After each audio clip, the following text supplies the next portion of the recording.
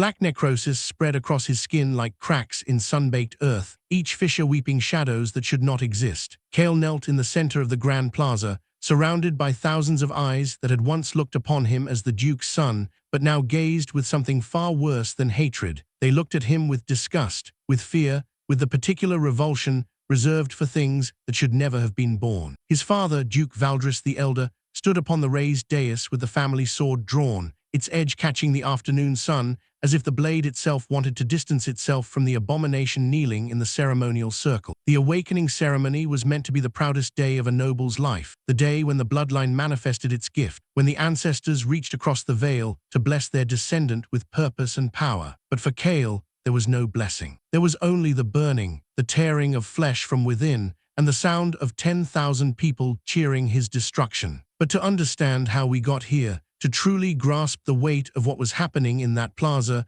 we have to go back to the beginning of the ceremony, when hope still flickered like a candle in Kael's chest. Hours earlier, Kael had stood in his chambers, dressed in the ceremonial white robes that marked him as an unawakened noble awaiting his fate. The fabric was pristine, embroidered with the Valdrion crest, a silver dragon consuming its own tail, eternal and proud. His sister Seraphina had helped him adjust the collar, her fingers trembling slightly as she worked. "You'll manifest something beautiful," she had whispered, her voice carrying the desperate hope of someone who loved him enough to lie. "I know it. I dreamed of it last night. You stood in a crown of light, and everyone bowed." Kael had smiled at her, wanting to believe. At 19, he was older than most who underwent the awakening, his magic potential a mystery that had confounded the family tutors for years. Some bloodlines bloomed early, others late, they had assured his father. The Valdrion line was ancient, powerful. Surely the boy would awaken with something magnificent. The Duke himself had not visited Kael that morning. He had sent a servant with the ceremonial robes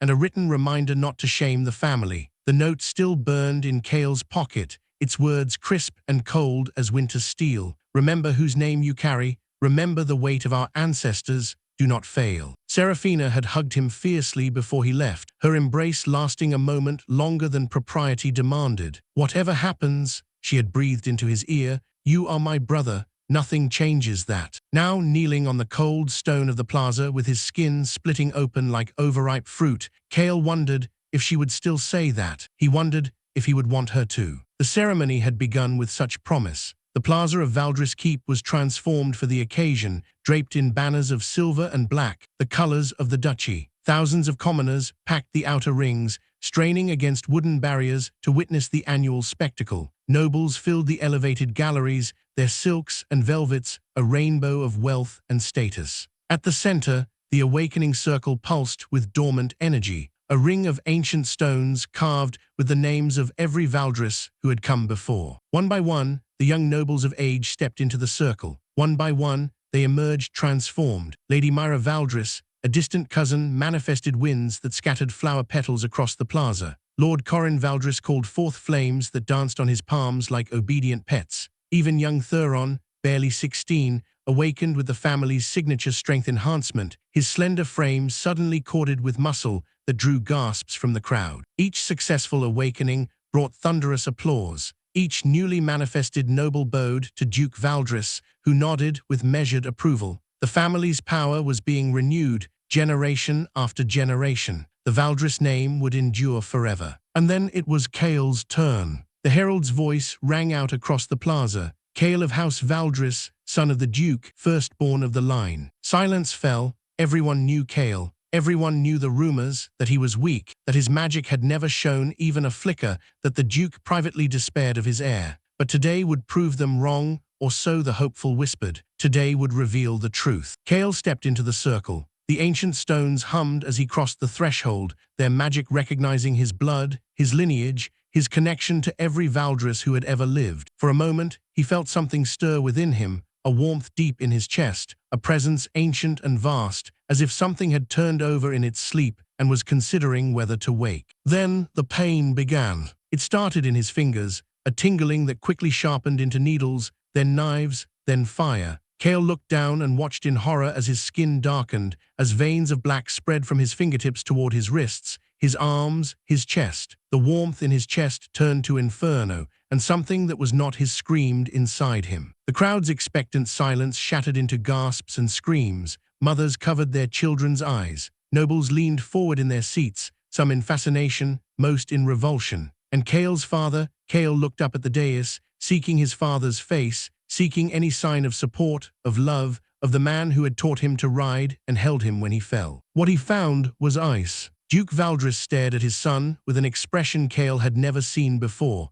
It was not anger, not disappointment, it was recognition. The Duke knew what was happening. He understood the black necrosis spreading across his firstborn's skin, and in that understanding, there was only one emotion: terror. "Seize him," the Duke roared, his voice cracking with an edge of panic that silenced the crowd. "Seize the cursed thing before it pollutes the circle." Guards rushed forward, but they stopped at the edge of the stones, unable to enter the active awakening circle. They could only watch as Kael screamed, as the black lines reached his neck, his face, as his eyes flickered with something ancient and hungry that did not belong to him. The pain was beyond description. It was being unmade and remade simultaneously, flesh burning and freezing, soul ripped apart and stitched back together. Kael tried to scream, but his throat had closed, tried to run, but his legs would not obey, tried to die, but his heart kept beating with terrible persistence. And through it all, he heard them, the whispers: "Failure, curse,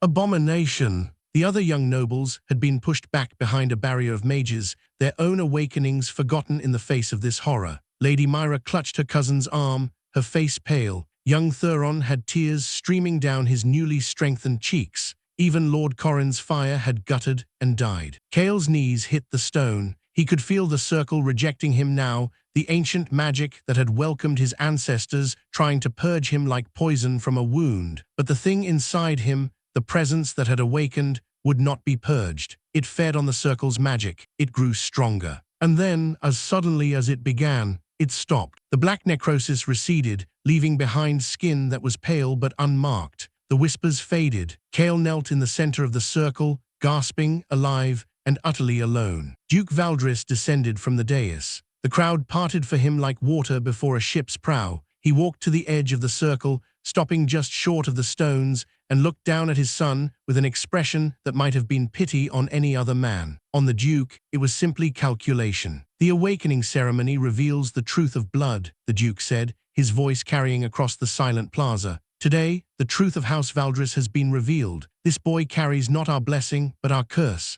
A corruption of blood so ancient that even our ancestors sought to bury it. For generations, we thought it purged, but here it stands before you, wearing the face of my son." Kael tried to speak, tried to protest, but his voice emerged as a croak. "Father, do not call me that." The Duke's voice cracked like a whip. "You carry no name of mine. The blood that flows in your veins is not Valdrion blood. It is poison, a taint that must be cut away before it infects the entire line." The crowd murmured agreement. Of course they did. They had seen the black necrosis, had felt the wrongness radiating from the circle. They wanted the curse gone. They wanted normalcy restored. "I, Aldrich Valdrion, Duke of the Valdrion Duchy, Lord of the Silver Marches, Protector of the Eastern Reaches, do hereby renounce all claim to this creature." The Duke's voice never wavered. "He is no son of mine. He carries no name. He is nothing." The words hit Kael like physical blows. Nothing. After 19 years of trying to earn his father's approval,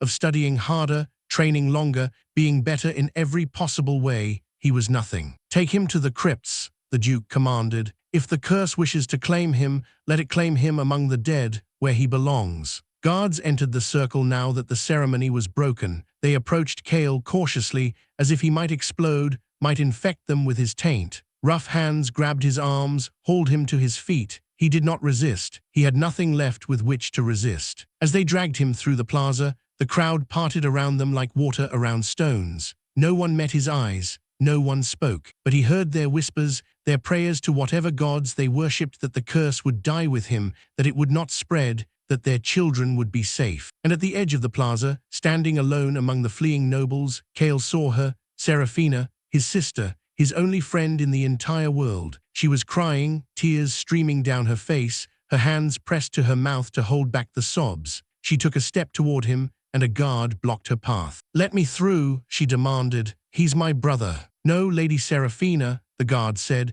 and his voice was kind despite his words. "He's nothing now. your father's orders. Seraphina looked at Kael, and in her eyes he saw love, pure and undiluted, untouched by the horror of what they had witnessed. She mouthed 2 words as the guards dragged him past. I'm sorry. Kael wanted to tell her it wasn't her fault, wanted to tell her to be strong, to survive, to live a life worthy of her kindness. But his throat was still locked, his voice still stolen by whatever had awakened inside him. He could only watch as she grew smaller and smaller, as the plaza disappeared behind the keep's walls, as the guards dragged him toward the one place no living Valdrion ever went. The family crypts. They threw him at the entrance like garbage, like refuse, like nothing. The iron gate clanged shut behind him, and the guards' footsteps faded without a backward glance. No one would come for him, no one would save him. He was cursed, and the cursed died alone. The crypt stretched before him, a maze of stone corridors lined with sarcophagi. Each held a Valdrion ancestor, their bones dust, their names carved in marble that had not been read in centuries. Kael stumbled forward, deeper into the darkness, away from the light, away from the world that had rejected him. The pain was returning, not the tearing agony of the awakening, but something deeper, more insidious. The presence inside him was stirring again, and this time there was no circle to contain it, no crowd to witness it. There was only Kael and the dead. He found himself before a sarcophagus larger than the others, its stone carved with battles and victories, its name worn away by time. Something about it called to him, pulled at the thing inside him, made the darkness in his blood sing with recognition. He reached out, his hand trembling, and touched the cold stone. The presence inside him roared. Kael collapsed against the sarcophagus, his strength gone, his vision fading. The black necrosis was spreading again, faster now, consuming him from within. He could feel it reaching for his heart, his brain, the core of who he was.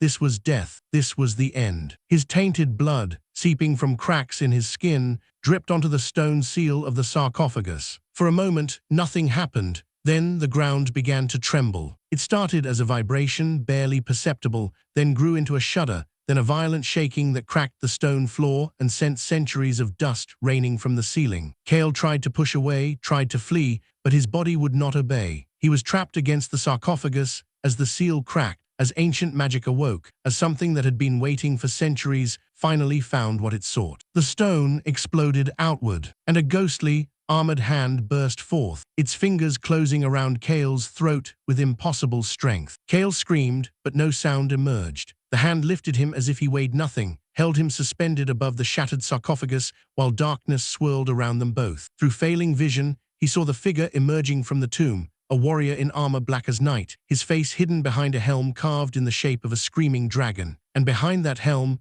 eyes burned with fire that had not been seen in 1,000 years. "You carry my blood," a voice said, and it was not a sound so much as a presence, a weight pressing against Kael's mind, his soul, his very existence. "You carry my curse, you carry my power." The hand tightened, and Kael felt consciousness slipping away. But in that final moment, before the darkness claimed him completely, he felt something else, recognition, acceptance. The figure holding him was not killing him, it was claiming him. Then everything went black. Chapter 2, The Ghost of the First Duke. Kael opened his eyes to a world that should not exist. He stood in a throne room, but not one of stone and mortar. This place was built of light and shadow, of memories given form, of a power so ancient that reality itself bent around it. Pillars of solidified mana rose toward a ceiling that was not there, opening onto a void filled with stars. And at the center, upon a throne carved from a single piece of obsidian, sat the armored figure from the crypt.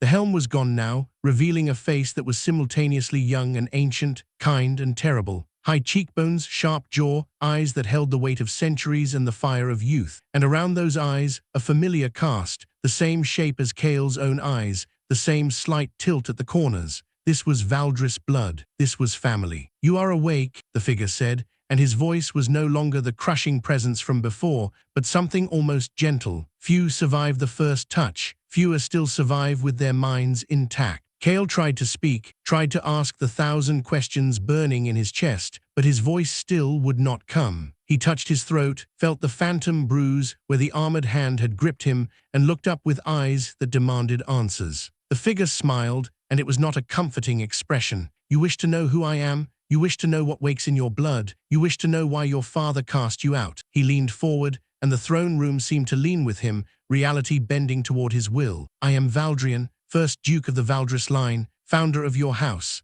and the greatest failure your family ever produced. Kael's eyes widened. The first Duke was a legend, a myth, a figure so ancient that even the oldest histories spoke of him only in whispers. He was said to have unified the warring tribes, to have built the duchy from nothing, to have wielded power that rivaled the gods themselves. And then he had vanished, erased from official records, his name scrubbed from every text, his tomb unmarked and unremembered. You know the name, Valdrion observed. Good. They have not entirely forgotten me then, but do you know why they erased me? Why your father looked at you today and saw not his son, but a monster? Kael shook his head slowly. Because of this, Valdrion raised his hand, and darkness gathered in his palm, not the absence of light, but something far more terrible. It was hunger given form, emptiness given purpose, a power that did not create but consumed. The Consumption Bloodline, the power to absorb the magic of others, to make it your own, to grow without limit by devouring everything in your path. Kael stared at the darkness in his ancestor's palm, and in that darkness, he saw himself. He saw the black necrosis spreading across his skin. He saw the presence that had awakened inside him. He saw the hunger that even now whispered at the edges of his consciousness, demanding to be fed. It is not a curse, Valdrion said, and for the first time his voice carried heat, carried anger, carried the weight of centuries of slander. It is a gift, the greatest gift our bloodline ever produced. But gifts require strength to wield. They require will and purpose, and the courage to face what you become. He closed his fist, and the darkness vanished. The current duchy, Valdrion continued, has grown weak. Generation after generation, they have married outside the bloodline, diluted the power, forgotten what it means to be Valdris. When the consumption manifests now, it appears not as power but as plague, because they are too weak to contain it, too weak to wield it, too weak to understand it. Kael found his voice at last, though it emerged rough and broken. They called me a failure. They called me worse.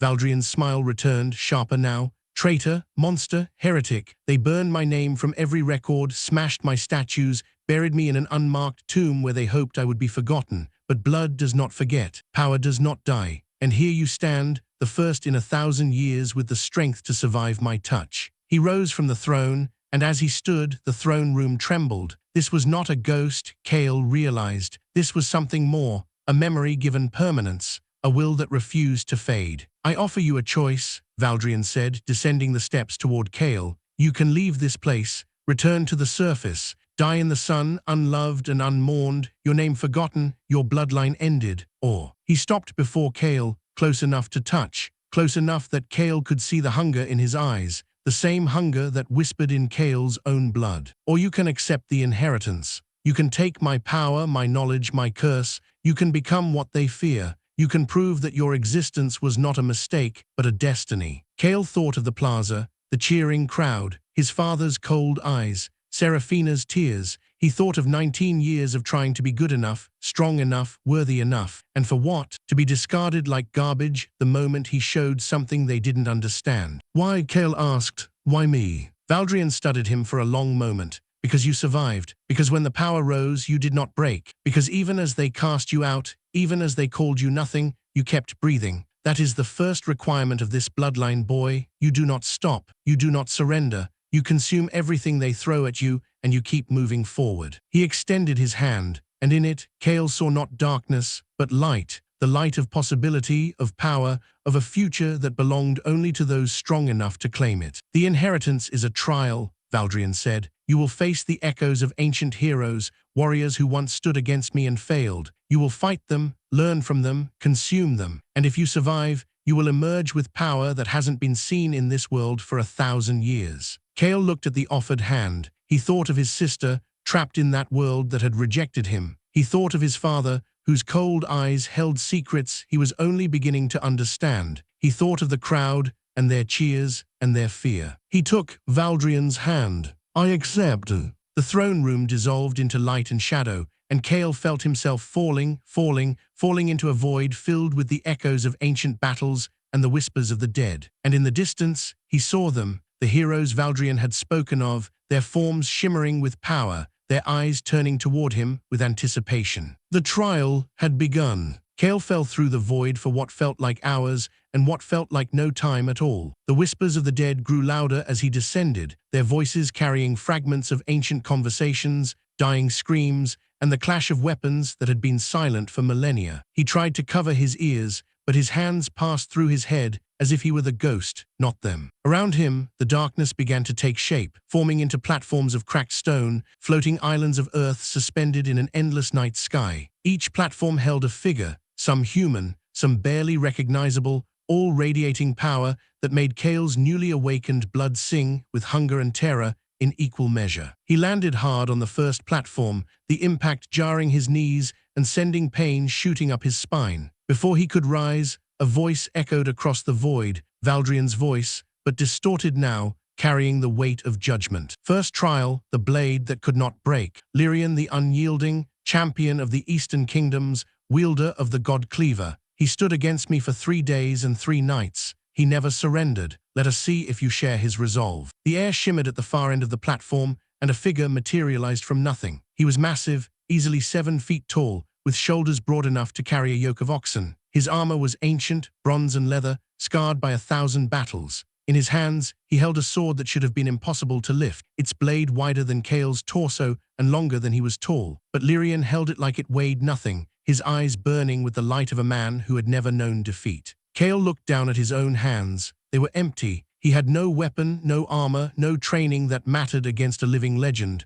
The hunger inside him stirred, whispering suggestions, but he pushed it down. Not yet. He needed to understand first. Lyrian studied him with eyes that held no malice, only the calm assessment of a warrior sizing up an opponent. "You carry his blood," the giant said, his voice rumbling like distant thunder. "I can taste it on the air, the same hunger, the same darkness." He raised his sword, settling into a stance that left no openings. "But you are not him. You are softer, kinder, weaker." The last word struck Kael like a physical blow, and he felt something inside him snap. Weak. He had spent his entire life being called weak, being treated like he was broken, being told he didn't measure up. And now, in this place between life and death, even the dead looked at him with contempt. "I'm still standing," Kael said, his voice carrying across the platform with more strength than he felt. "I'm still breathing. That's more than they expected." Lyrian's lips twitched into something that might have been approval. "Good. Anger is fuel, but fuel without control is just fire waiting to burn out." He moved. For a man his size, Lyrian should have been slow, ponderous, easy to dodge.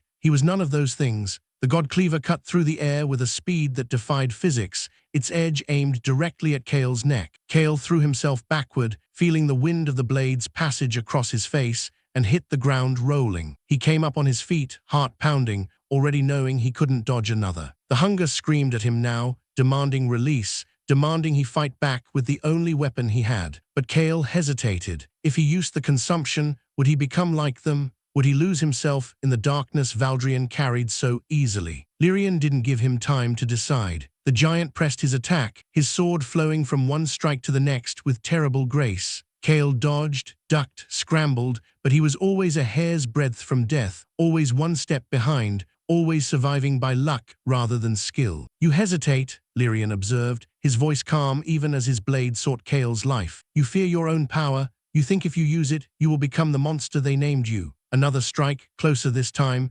slicing through Kael's shirt and drawing a thin line of blood across his chest. "But monsters are not made by power. They are made by choices, and you are too afraid to choose anything at all." The words hit harder than any blade. Kael stumbled, and Lyrian's sword came down, not to kill, but to pin him, the flat of the blade pressing him against the stone platform with impossible weight. "You can die here," Lyrian said, leaning on the sword, his face inches from Kael's. "Your soul will scatter across the void, and your bloodline will end with you." Or, he eased the pressure slightly, "You can fight, not with fear, not with anger, with purpose. Show me why you deserve to live." Kael stared up at the ancient warrior, and in that moment, he understood. This wasn't a test of strength, it was a test of will. Valdrion didn't need to know if Kael could win, he needed to know if Kael would fight. The hunger roared inside him, and this time Kael didn't push it down. He reached for it, grabbed it, pulled it into himself like a drowning man gasping for air. And as he did, something shifted. The darkness that had terrified him,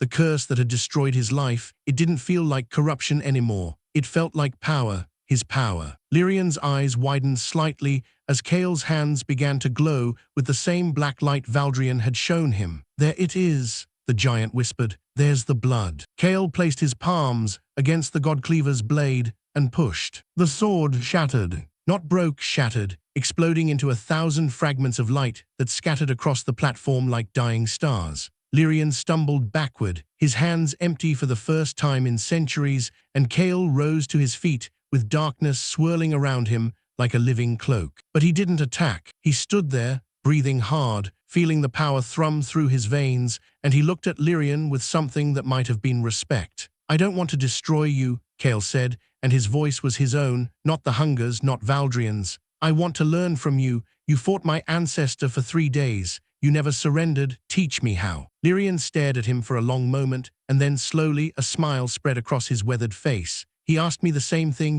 Valdrion, before we fought. He wanted to learn and I refused. I thought he was too dangerous, too hungry, too consumed by his own power." The giant's smile turned sad. "I was wrong. He wasn't asking for himself. He was asking for the generations who would come after, for you." He extended his hand, and Kael took it without hesitation. The moment their palms touched, knowledge flooded into Kael's mind, centuries of combat experience, the weight of 1,000 battles, the muscle memory of strikes and parries and techniques that had been lost to time. It was overwhelming, painful, beautiful. When it ended, Kael stood alone on the platform, Lyrian's form fading into the void. But before he disappeared completely, the giant spoke one last time. "The hunger will always be with you. It will whisper, demand, threaten, but you are its master, not its servant. Remember that, boy. Remember that you chose to learn instead of destroy. That choice defines you more than any power ever could." Then he was gone, and Kael felt the void pulling him downward again, toward the next trial, the next test, the next piece of the inheritance waiting to be claimed. Chapter 3: The First Hunt for Manhwa. Kael emerged from the crypt as dawn painted the sky in shades of amber and rose. The air tasted different now, cleaner, sharper, alive with possibilities he had never noticed before. Behind him, the stone doors of the ancestral tomb stood open, their seals broken, their secrets finally released. Before him, the world waited, vast and dangerous, and full of power waiting to be consumed. He raised his hand, and a status window flickered into existence before his eyes. King-level inheritance, active. Trials completed, 1-7. Current rank, D-risk. Abilities unlocked. Consumption basic, Echo Strike. Essence 0-100. Kael stared at the window, his mind struggling to process what he was seeing. It was like the system messages he had heard about in stories, the ones that only the most powerful mages could access. But this was his power, his inheritance. He flexed his fingers, feeling the darkness stir beneath his skin. The hunger was there too, a constant presence now, whispering at the edges of his consciousness, but it was manageable, controllable, for now. The Grimmwild waited at the edge of the duchy's lands, a vast forest where monsters roamed and mana flowed like water. Kael had heard stories of it his entire life, warnings from tutors, tales from hunters, the kind of legends that made children afraid of the dark. Now he walked toward it deliberately, seeking exactly what others feared. The forest swallowed him whole. Ancient trees rose on every side, their branches interlacing overhead to create a canopy that filtered sunlight into shifting patterns of gold and shadow.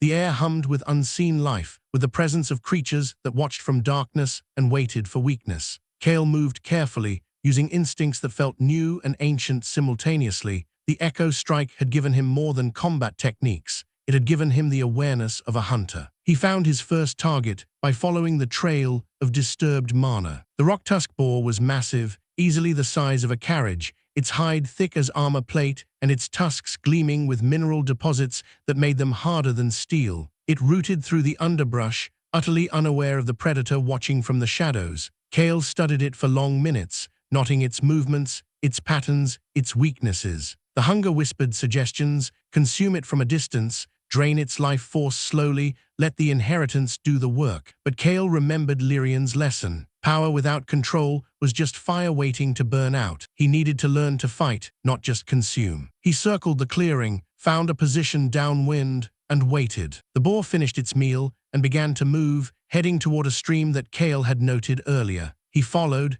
staying in shadow, moving when it moved, pausing when it paused. The echo strike's lessons guided his feet, taught him to become one with the forest, to move without sound, to exist without presence. At the stream, the boar lowered its head to drink, and for a moment, its eyes were covered, its vision blocked by its own movement. Kael moved. He crossed the distance in silence, a dagger, his only physical weapon, appearing in his hand as he ran. The boar sensed something at the last moment, started to raise its head, but Kael was already there, already striking, the dagger plunging into the soft tissue of the creature's eye and burying itself to the hilt. The boar screamed, not a sound Kael had expected, a high, keening wail that spoke of agony beyond comprehension. It thrashed, its massive body twisting, its tusks slicing through the air where Kael had been a moment before. He had already moved, already circled, already preparing for the next strike. But the boar was not done. Blinded in one eye, enraged beyond reason, it charged, not at Kael, but blindly, crashing through the underbrush, tearing trees from the ground, creating chaos that made the forest itself tremble. Kael pursued,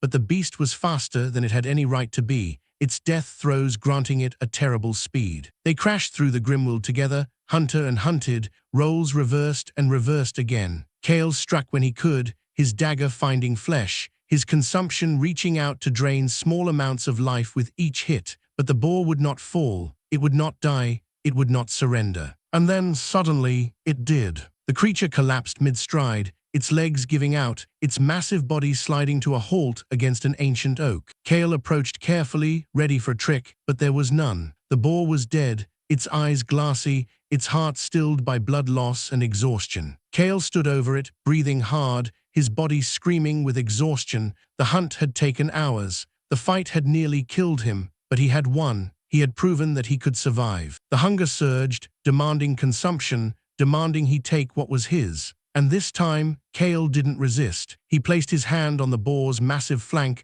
and let the inheritance do its work. Darkness flowed from his palm, spreading across the boar's body like liquid shadow. Where it touched, flesh dissolved, not into nothing, but into energy, pure mana that flowed up Kael's arm and into his core. It was ecstasy and agony combined, the sensation of growing stronger even as the creature's death echoed through his soul. And then came the memories. Not the boar's, it was too simple for complex thoughts, but echoes of its life, its struggles, its hunger, the terror of being hunted, the pain of the dagger, the rage of its final moments. Kael felt it all, lived it all, became for a moment the creature he had killed. When it ended, he staggered backward, his hand pressed to his chest, his heart pounding. The status window flickered before his eyes. Consumption complete. Essence absorbed. Rock-Tusk Boar. Strength +2. Endurance +2. New ability unlocked. Tusks of Stone temporary. Kael stared at the notification, trying to process what had just happened.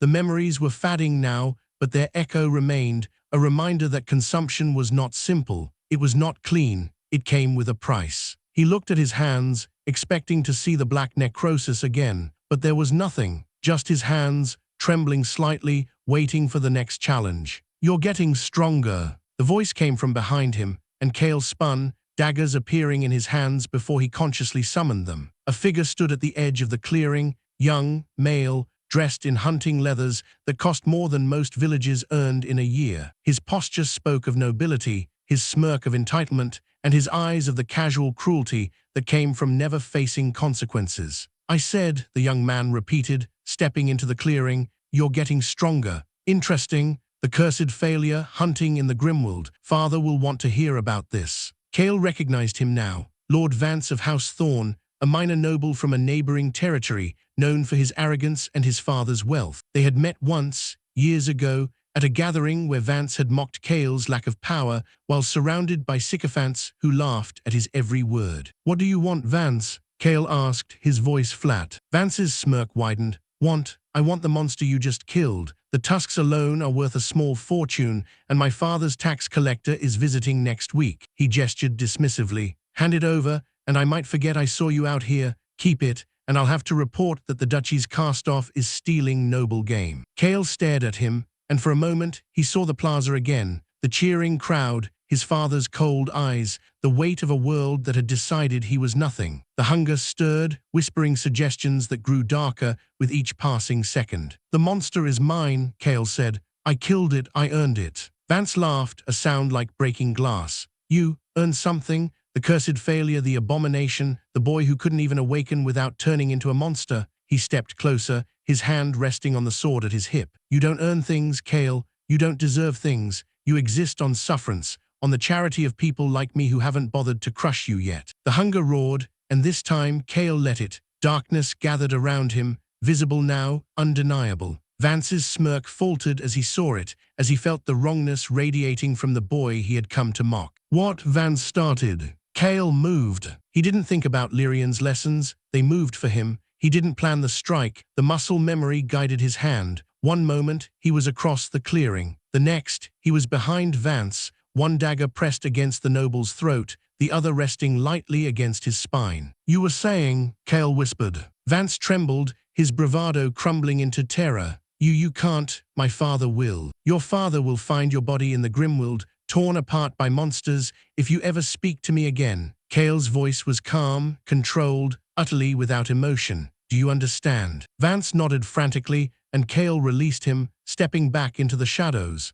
The young noble didn't wait. He ran, crashing through the underbrush, his screams fading into the distance. Kael stood alone in the clearing, the dead boar at his feet, the darkness slowly receding from his skin. He looked at his hands, still holding the daggers, and wondered who he was becoming. But beneath the wonder, beneath the fear, something else stirred, something that felt dangerously like satisfaction. The hunger had spoken, and for the first time, Kael had listened. Chapter 4, The Echo of a Blade. The days that followed blurred together into a rhythm of hunt, consume, survive. Kael pushed deeper into the Grimmwild, seeking out monsters with higher concentrations of mana, testing the limits of his growing power. Each kill brought new abilities, new strength, but also new memories. The terror of a shadow cat as it realized it was prey, the rage of a stoneback bear defending its territory, the desperate loneliness of a young wyvern separated from its flock. The weight of these deaths accumulated in his soul like stones piling on a grave, and with each one,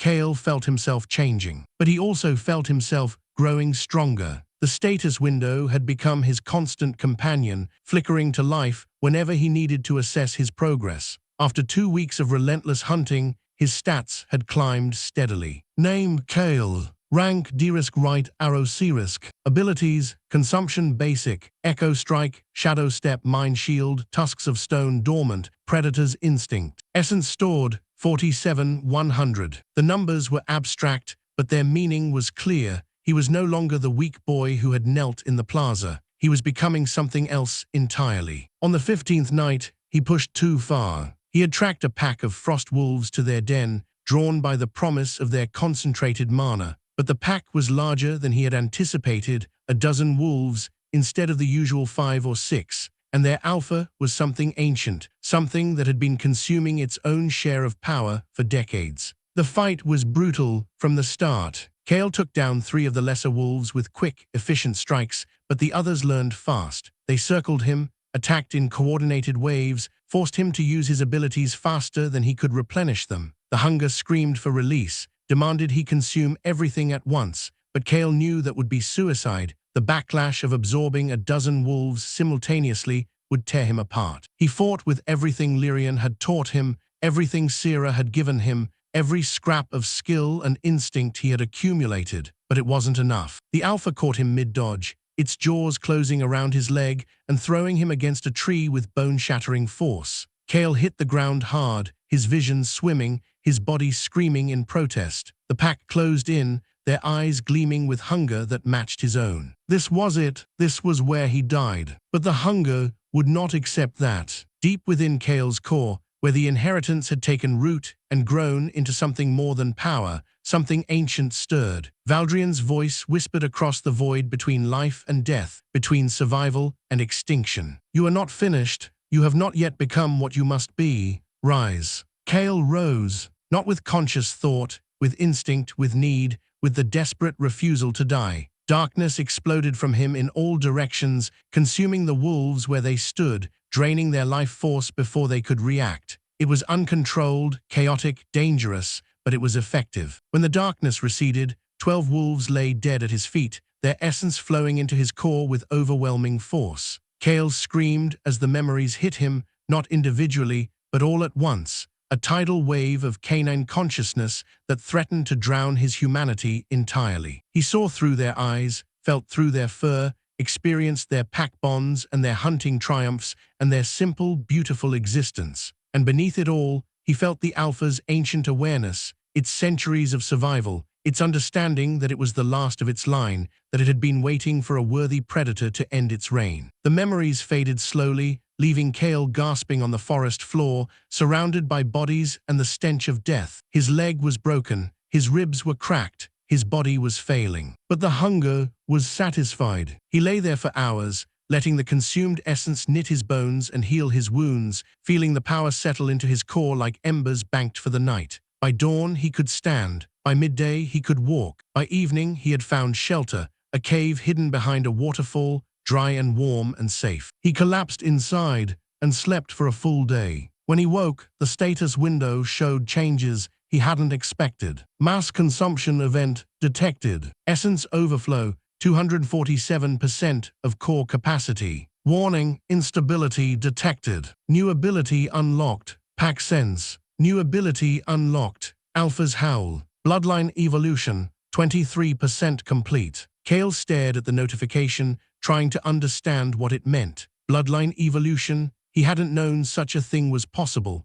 Valdrion had never mentioned it, and the trials had certainly not prepared him for this. He reached out with his new pack sense and felt everything. The forest around him came alive with awareness, the heartbeat of a deer half a mile away, the territorial claim of a bear in its cave, the distant pulse of something vast and ancient sleeping in the mountains. It was overwhelming, beautiful, terrifying. And somewhere in that vast awareness, he felt something else, something familiar. Vance, the young noble from the clearing. He was nearby, accompanied by others, a hunting party, perhaps, or something more dangerous, and he was coming closer. Kael rose, testing his healed body, feeling the new power flowing through his veins. The Alpha's howl waited in his throat, a weapon he didn't fully understand. The pack sense guided his awareness, showing him the approach of enemies he had thought long gone. They found him at the cave entrance, just as the sun began to set. Vance stood at the center of a group of hired swords, a dozen hardened mercenaries with the look of men who had killed before and would kill again. Behind them, a mage in dark robes chanted softly, preparing spells that Kael's pack sense identified as tracking and binding magic. "There he is," Vance said, his voice dripping with satisfaction. "The cursed failure, hiding in a cave like the animal he is." He gestured to his mercenaries. "Kill him, slowly. I want him to suffer before he dies." The mercenaries advanced, their weapons drawn, their eyes cold. Kael looked at them, and for a moment he saw not men but prey. The hunger stirred, eager for the feast they represented. 12 trained killers, their essence rich with combat experience and survival instinct, they would make him stronger than any monster. But Lyrian's words echoed in his mind. Monsters are not made by power, they are made by choices. He didn't want to become a monster. Kael raised his hand, not to attack, but to speak. "You don't have to do this. Whatever he's paying you, it's not worth dying for." The mercenaries hesitated, exchanging glances. They were professionals, they could sense power, could recognize when a target was more dangerous than they appeared, and Kael radiated danger like heat from a fire. "Kill him," Vance shrieked. "I'm paying you to kill him." The mercenaries made their choice. They attacked. Kael moved among them like a ghost, using speed and skill instead of consumption, disabling rather than killing. A strike here to disarm, a blow there to incapacitate, a thrown dagger to pin a sleeve to a tree. Within minutes, half the mercenaries were down, the others backing away with fear in their eyes. Vance stared in disbelief. "What, how?" "Leave," Kael said quietly. "All of you, take your employer and go. Tell anyone who asks that the cursed failure is not worth hunting." The mercenaries didn't need to be told twice. They gathered their wounded and fled, dragging a screaming, protesting Vance with them. Within moments, Kael stood alone at the cave entrance, surrounded by the echoes of violence and the fading scent of fear. He looked at his hands, clean, no blood, no consumption. He had won without becoming the monster. The hunger stirred, disappointed but patient. There would be other times, other choices. For now, it could wait. Kael turned and walked back into his cave, the Alpha's howl silent in his throat, the pack sense showing him a world full of threats and possibilities. He was changing, becoming something new. And somewhere in the depths of his bloodline, Valdrion's ghost smiled. Chapter 5: The Price of Power. The bandit camp smelled of smoke and desperation. Kael had tracked them for 3 days, following the trail of destruction they left behind: burned farms, murdered families, stolen goods that would never be recovered. They were not monsters in the traditional sense. They were men who had chosen cruelty, and that made them far more dangerous than any beast. The hunger stirred eagerly as Kael observed them from his hiding place in the trees. 12 men, hardened by years of violence, their essence rich with the memories of every life they had taken. Consuming them would make him stronger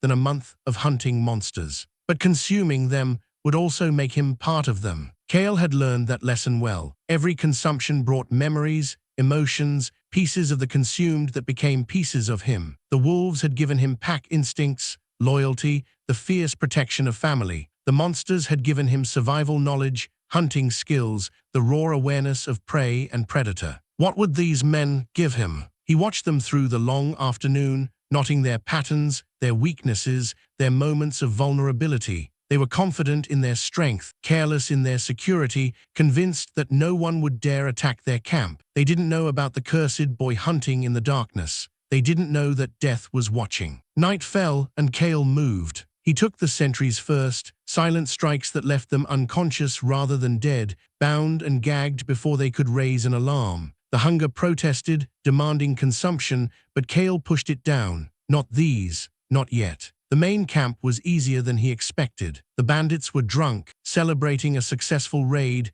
their weapons scattered, and their attention focused on their own crude entertainment. Kael moved among them like a shadow, disarming and disabling, leaving a trail of unconscious bodies in his wake. By midnight, only the leader remained awake. He was a massive man, scarred and brutal, his eyes holding the cold emptiness of someone who had long ago abandoned any pretense of humanity. He sat by the fire, staring into the flames, and when Kael stepped into the light, he didn't seem surprised. "I felt you coming," the leader said, his voice rough as gravel. "Felt something hungry approaching, figured it was either a monster or someone like me." He looked up, and his eyes held a strange respect. "You're the cursed boy, the one they're all talking about." Kael nodded, watching for sudden movement. "Your raiding ends tonight. Your men are already bound. Surrender, and you'll live." The leader laughed, a harsh sound with no humor in it. "Live? You think I want to live? You think I haven't been dying for years, one day at a time, watching everything I was rot away until nothing was left but this?" He gestured at himself, at the scars and the emptiness and the weight of years spent in violence.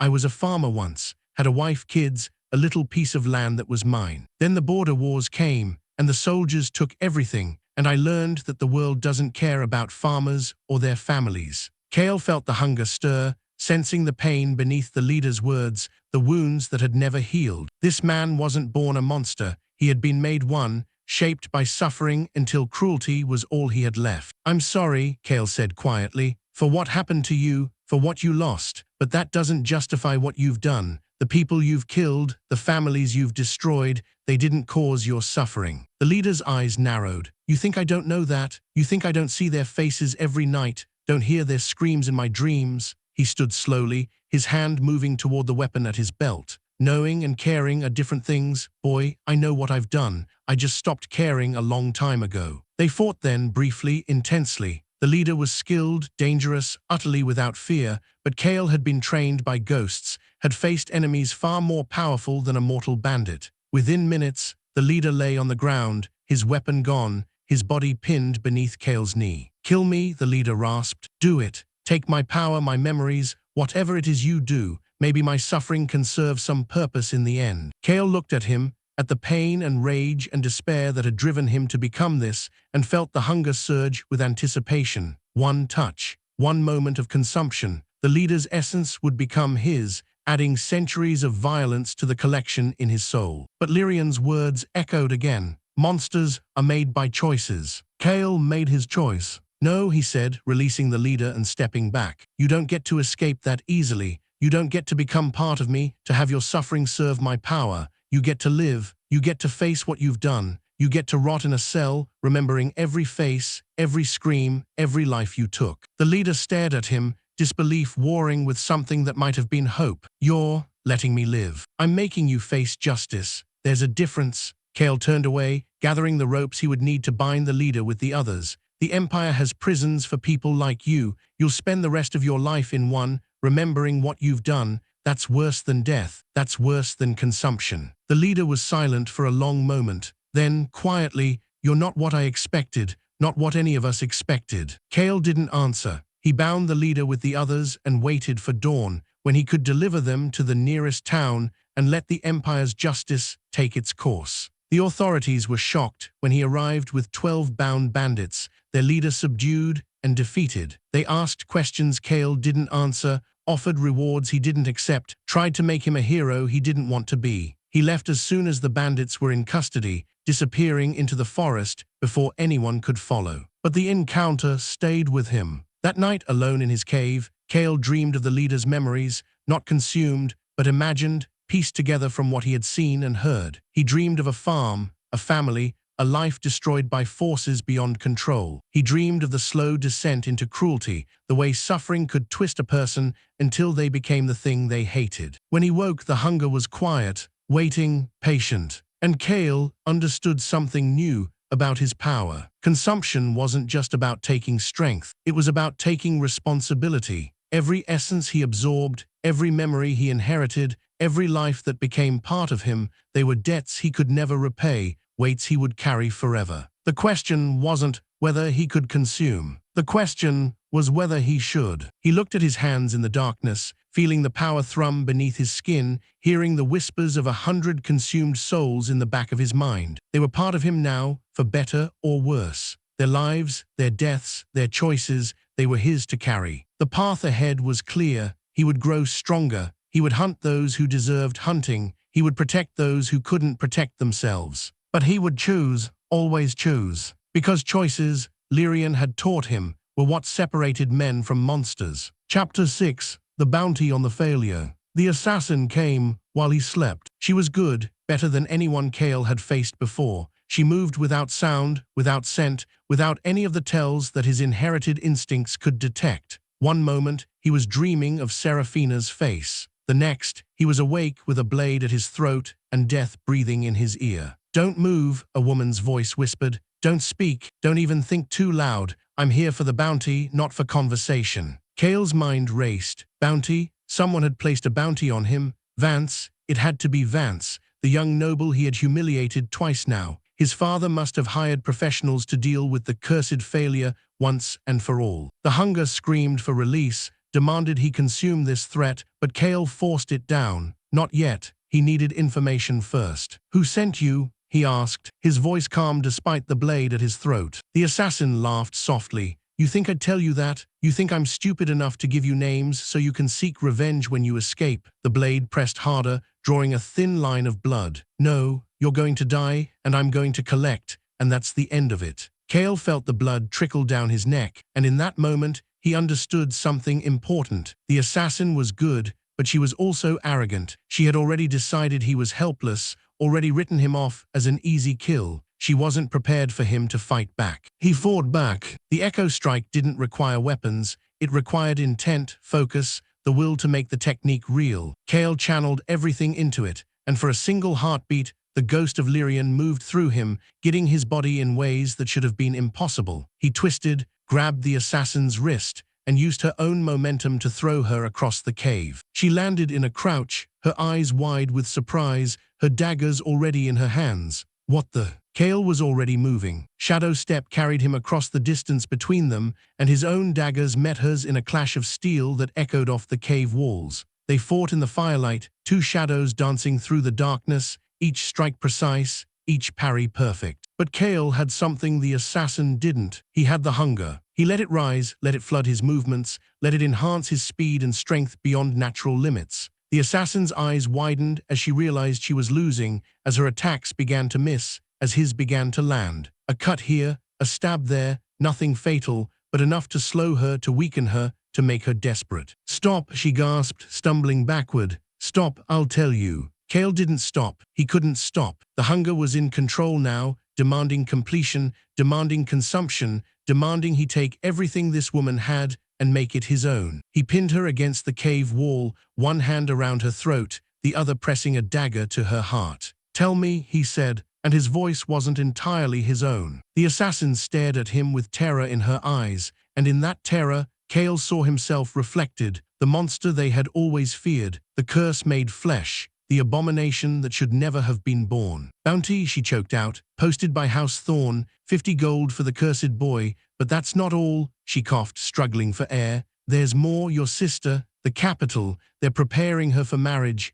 political alliance, selling her to atone for your failure." The hunger froze. Kael's grip loosened, and the assassin slid down the wall, gasping for breath. She looked up at him with a mixture of fear and pity that made his stomach turn. "Your father," she continued, her voice raw, "he's using her to repair the damage to the family name, marrying her off to some ancient lord in the capital, someone who'll take damaged goods in exchange for political support. She's being sacrificed, boy, sacrificed to fix the mess you made." Kael stared at her, and in his mind, he saw Seraphina's face, her tears as the guards dragged him away, her whispered apology, her love that had never wavered even when the world condemned him. And now she was paying the price for his existence. Now she was suffering because of him. "When?" he asked, his voice dead. "The gala, 3 days. They're announcing it at the capital's autumn gala." The assassin watched him carefully, weighing her chances of survival. "If you're going to stop it, you need to leave now. The capital is a week's journey, even for someone fast." Kael released her and stepped back. The hunger was still there, still demanding,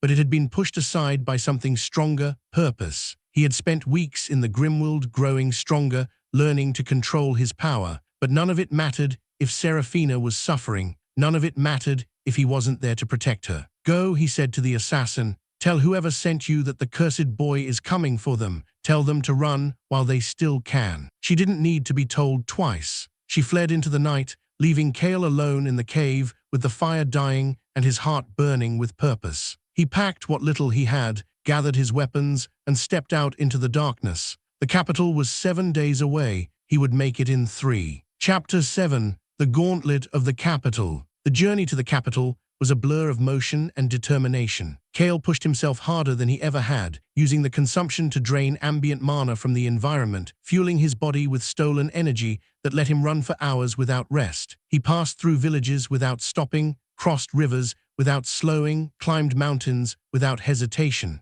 Nothing mattered except reaching Seraphina before it was too late. On the second day, he encountered a patrol from House Thorn, hired swords sent to intercept him before he could reach the capital. They never had a chance. Kael moved through them like a ghost, leaving bodies in his wake, consuming enough of their essence to fuel the next stage of his journey. Their memories joined the growing collection in his soul, and he felt himself growing colder with each addition. On the third day, he reached the capital. It rose from the plains like a mountain of stone and ambition, its towers scraping the sky, its walls thick enough to withstand armies. The imperial capital was the heart of the empire, the seat of power for the royal family, the home of every noble who mattered and every schemer who wanted to. Kael had visited once as a child and remembered being overwhelmed by its size, its noise, its endless motion. Now he saw it differently. Now he saw it as an obstacle to be overcome. He entered through the merchant gates, blending in with the crowds of traders and travelers who flowed through the capital's veins like blood through a living body. His clothes were travel-stained, his appearance rough, but no one looked twice.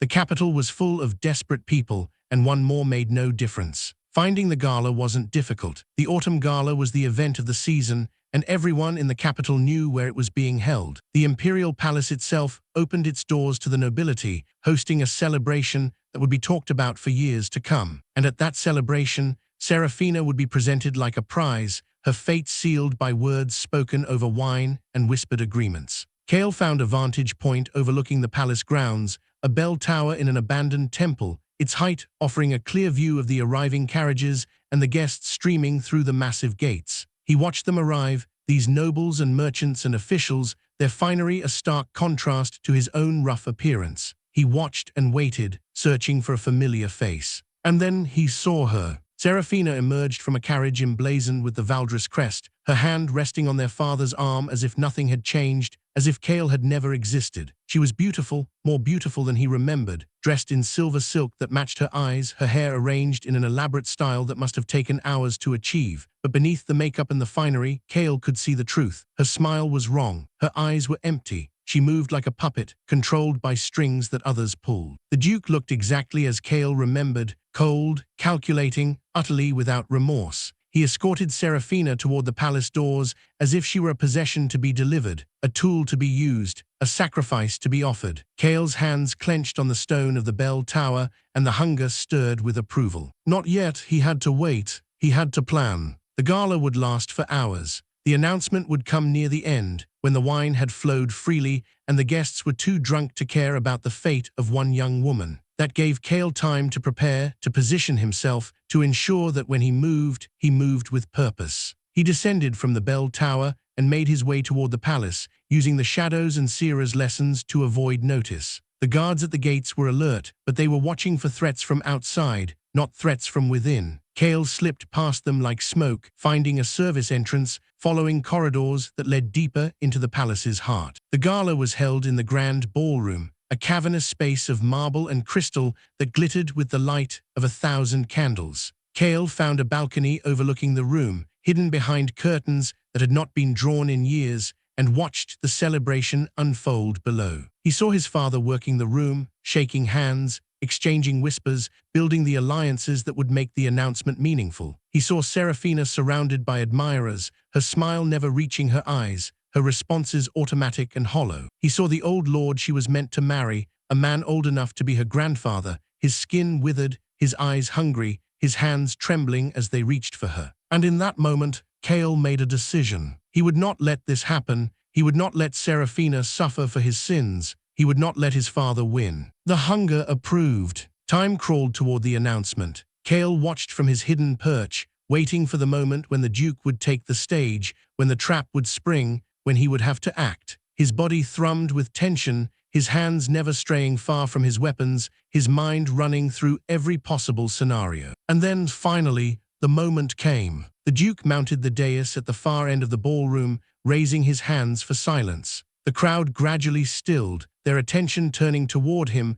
with the eager anticipation of nobles starved for drama. Lords and ladies of the Empire, the Duke began, his voice carrying across the room with practiced ease. I thank you for your presence here tonight. As many of you know, House Valdrion has endured challenges in recent weeks, challenges that have tested our name and our honor. Murmurs rippled through the crowd. Everyone knew about the awakening ceremony. Everyone knew about the cursed sun. Everyone knew that House Valdrion was damaged goods, tainted by a bloodline that should have been purged centuries ago. But tonight, the Duke continued, we begin the process of healing. Tonight, we look to the future rather than the past. Tonight, I am pleased to announce the betrothal of my daughter, Seraphina Valdrion, to Lord Aldermac of House Vex, loyal servant to the crown, and Kael moved. He didn't think about it, didn't plan it, didn't consider the consequences. He simply acted, vaulting over the balcony railing and dropping into the ballroom below. He landed in a crouch at the center of the crowd,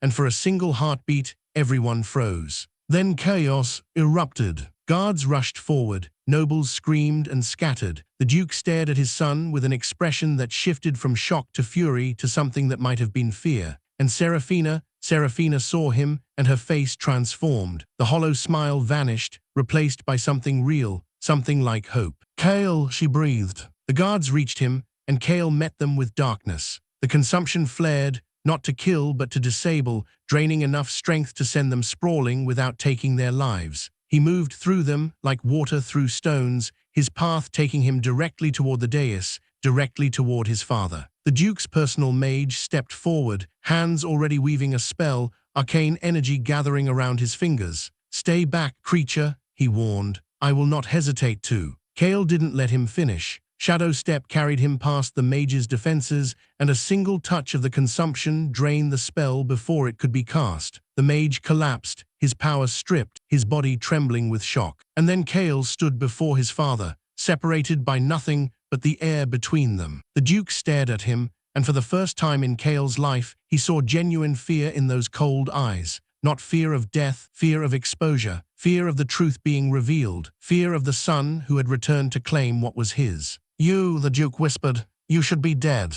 I should be many things, Kael replied, his voice calm despite the rage burning in his chest. But dead isn't one of them. Not yet, not until my sister is safe. He reached past his father and took Seraphina's hand, pulling her away from the dais, away from the old lord who gaped at them with incomprehension, away from the life that had been planned for her without her consent. She came willingly, her hand clutching his with desperate strength. "Kael," she whispered again, tears streaming down her face. "You came, you actually came." "I'll always come," he promised, "no matter what, always." The Duke recovered his composure, his fear hardening into something uglier. "Guards, seize them. The cursed boy has returned to spread his corruption. Seize them both if you must." But the guards hesitated. They had seen what Kael did to their fellows, to the mage, to anyone who stood in his path. They were brave, but they weren't stupid. Kael used their hesitation. He moved toward the doors, pulling Seraphina with him, keeping his body between her and any threat. The crowd parted before them,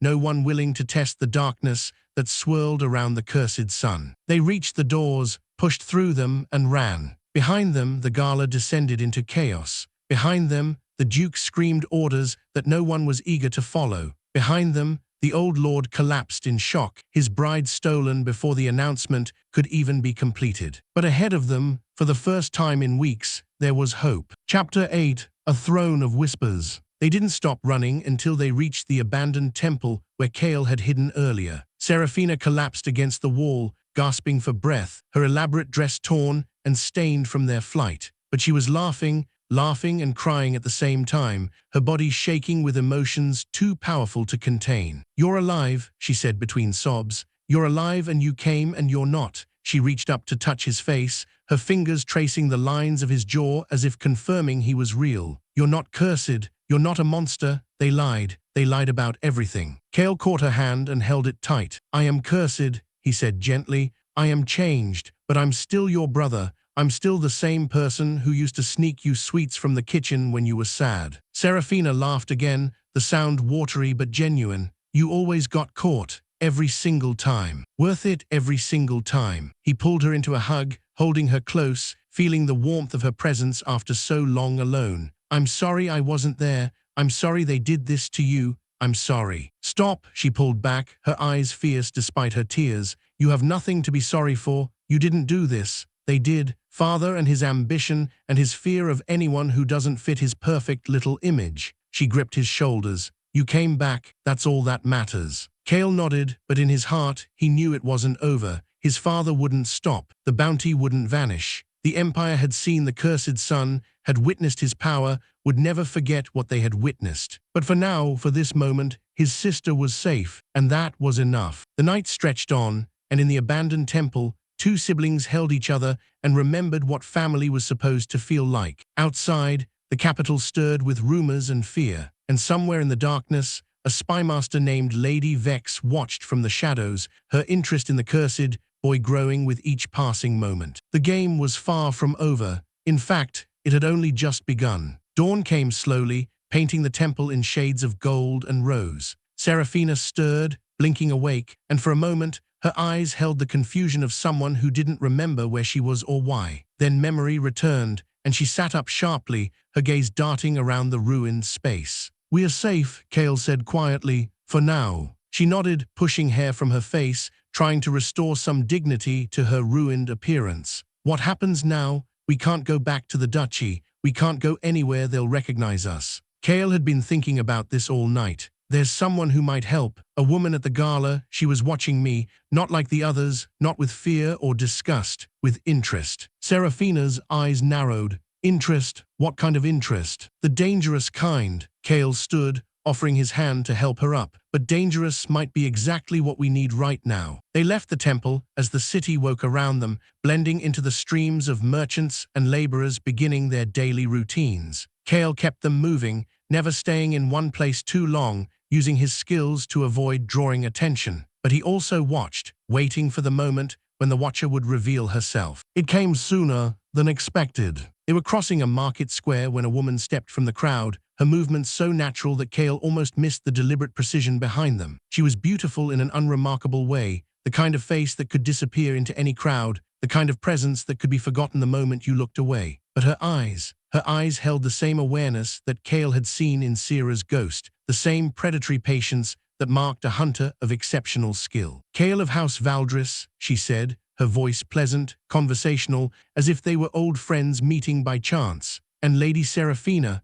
what a pleasure to find you both alive and well." Kael positioned himself between the woman and his sister, his hands ready to summon his daggers. "Who are you?" "Someone who can help," she smiled, and the expression didn't reach her eyes. "My name is Lady Vex. I serve the crown in capacities that are difficult to describe in polite company, and I have a proposition for you." "The crown?" Seraphina's voice was sharp. "My father has allies in the crown. Why would you help us?" "Your father has allies everywhere, child. That's what makes him useful." Vex's smile widened slightly. "But useful people can be replaced. Interesting people are rare, and your brother here is very, very interesting." Kael felt the hunger stir, sensing the power hidden beneath Vex's ordinary appearance. This woman wasn't just a spy, she was something more, something that resonated with the inheritance in ways he didn't fully understand. "What kind of proposition?" he asked. Vex glanced around the market, noting the growing crowd, the potential for witnesses. "Not here. Follow me if you want answers. If not," she shrugged. "Well, your father's men are already searching every district. It's only a matter of time before they find you. Choose quickly." She turned and walked away without looking back, apparently confident in her assessment of their options. Kael looked at Seraphina, who nodded almost imperceptibly. They followed. Vex led them through a maze of alleys and passages that seemed to exist outside the city's normal geography, spaces between buildings that shouldn't have been there, doors that opened onto corridors that led in impossible directions. Finally, they emerged into a courtyard hidden behind walls that blocked all sound from the surrounding streets. A fountain played in its center, and comfortable seating invited rest and conversation. "Welcome to my home," Vex said, gesturing expansively. "Well, one of them, the one where I bring people I haven't decided whether to kill yet." Seraphina tensed, but Kael placed a calming hand on her arm. If Vex wanted them dead, they would be dead already. This was something else. "You know about the inheritance," Kael said. It wasn't a question. Vex's eyes sharpened with interest. "The Consumption Bloodline. Yes, I know about it. I know more about it than anyone alive, probably more than your ghostly ancestor in the Crypts." She settled onto a stone bench, crossing her legs with elegant precision. "The first Duke and I have history, centuries of it, in fact." "You're immortal?" Seraphina asked, her voice barely above a whisper. "Immortal is such a strong word. Let's say I'm persistent." Vex waved a hand dismissively. "The point is, I know what you're becoming, Kael. I know the price of the power you're consuming, and I know that your father is the least of your problems." Kael waited, saying nothing. Let her talk, let her reveal herself. "The king," Vex continued, "is very interested in the Consumption Bloodline. Interested in the way a man might be interested in a weapon he can use, or a threat he must eliminate. Your father, in his fear and ambition, has already informed the crown of your existence. There are orders being drafted as we speak, orders for your capture, your study, your potential destruction." Seraphina's hand found Kael's and squeezed hard. He squeezed back, but his attention remained fixed on Vex. "Why tell us this? Why warn us?" "Because I have use for you." Vex leaned forward, her casual demeanor dropping away to reveal something sharper beneath. "The king believes he controls everything in this empire. He's wrong. There are powers older than his throne, older than his bloodline, older than the very stones this city is built upon. Powers that have been waiting for someone like you. Someone cursed. Someone willing to become what others fear." Vex's eyes burned with intensity. "The Consumption Bloodline isn't just power, it's a key to doors that have been sealed for millennia, doors that lead to truths the king would kill to keep hidden. Help me open those doors, and I'll help you protect your sister. I'll give you resources, training, allies. I'll make you strong enough to face not just your father, but anyone who stands in your way." Kael looked at Seraphina. She was pale, frightened, but beneath the fear, he saw the same steel that had always lived in her heart. She nodded slowly, trusting him to make the right choice. "What would I have to do?" Kael asked. Vex smiled, and this time the expression reached her eyes. "For now, survive, grow stronger, learn to control what you've become, and when the time is right, strike where I tell you to strike, against targets I'll provide." She stood, extending her hand. "Do we have an agreement?" Kael looked at her hand, seeing in it the same offer Valdrion had made in the Crypts, power in exchange for service, strength in exchange for loyalty. But where Valdrion had offered inheritance, Vex offered purpose. Where the ghost had promised legacy, the spy promised protection. He took her hand. "We have an agreement." Chapter 9. The Cost of the Deal. The weeks that followed transformed Kael in ways he hadn't thought possible. Vex's resources were seemingly limitless, training facilities that simulated any environment, instructors who had mastered arts forgotten by the outside world, information networks that could uncover secrets buried for centuries. And through it all, the hunger grew, fed by controlled consumption of carefully selected targets, shaped by Vex's guidance into something approaching control. Seraphina adapted too. She couldn't fight, that wasn't her path, but she had other gifts: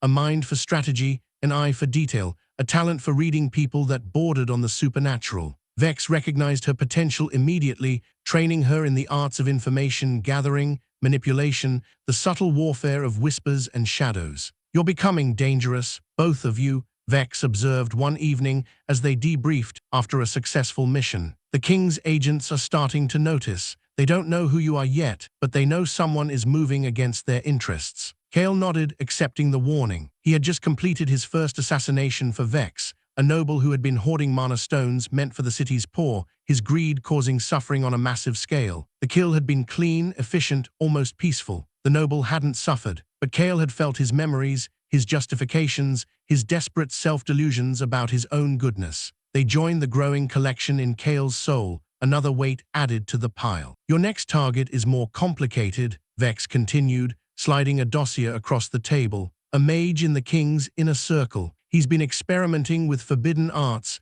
trying to unlock the secrets of the Consumption Bloodline without having it himself. He's getting close to something dangerous." Kael opened the dossier, studying the face within, a man in his 50s, distinguished, intelligent, with eyes that held the cold curiosity of a scientist studying specimens. "He's trying to replicate the inheritance. Worse, he's trying to extract it from living hosts, from people like you." Vex's voice hardened. "He has subjects, Kael, captives with traces of the bloodline, people he's been torturing for years in the hope of understanding their power. If he succeeds, he won't just have one weapon, he'll have an army of creatures created through suffering, bound to his will." Kael felt the hunger rise, and for once, he didn't push it down. This man deserved what was coming. This man deserved to be consumed. "When do I leave?" "Tonight," Vex slid a key across the table. "The Royal Archives, 3rd sub-basement. There's a door that doesn't appear on any map. Behind it you'll find your target." She paused, her eyes meeting his with unusual gravity. "Be careful, Kael.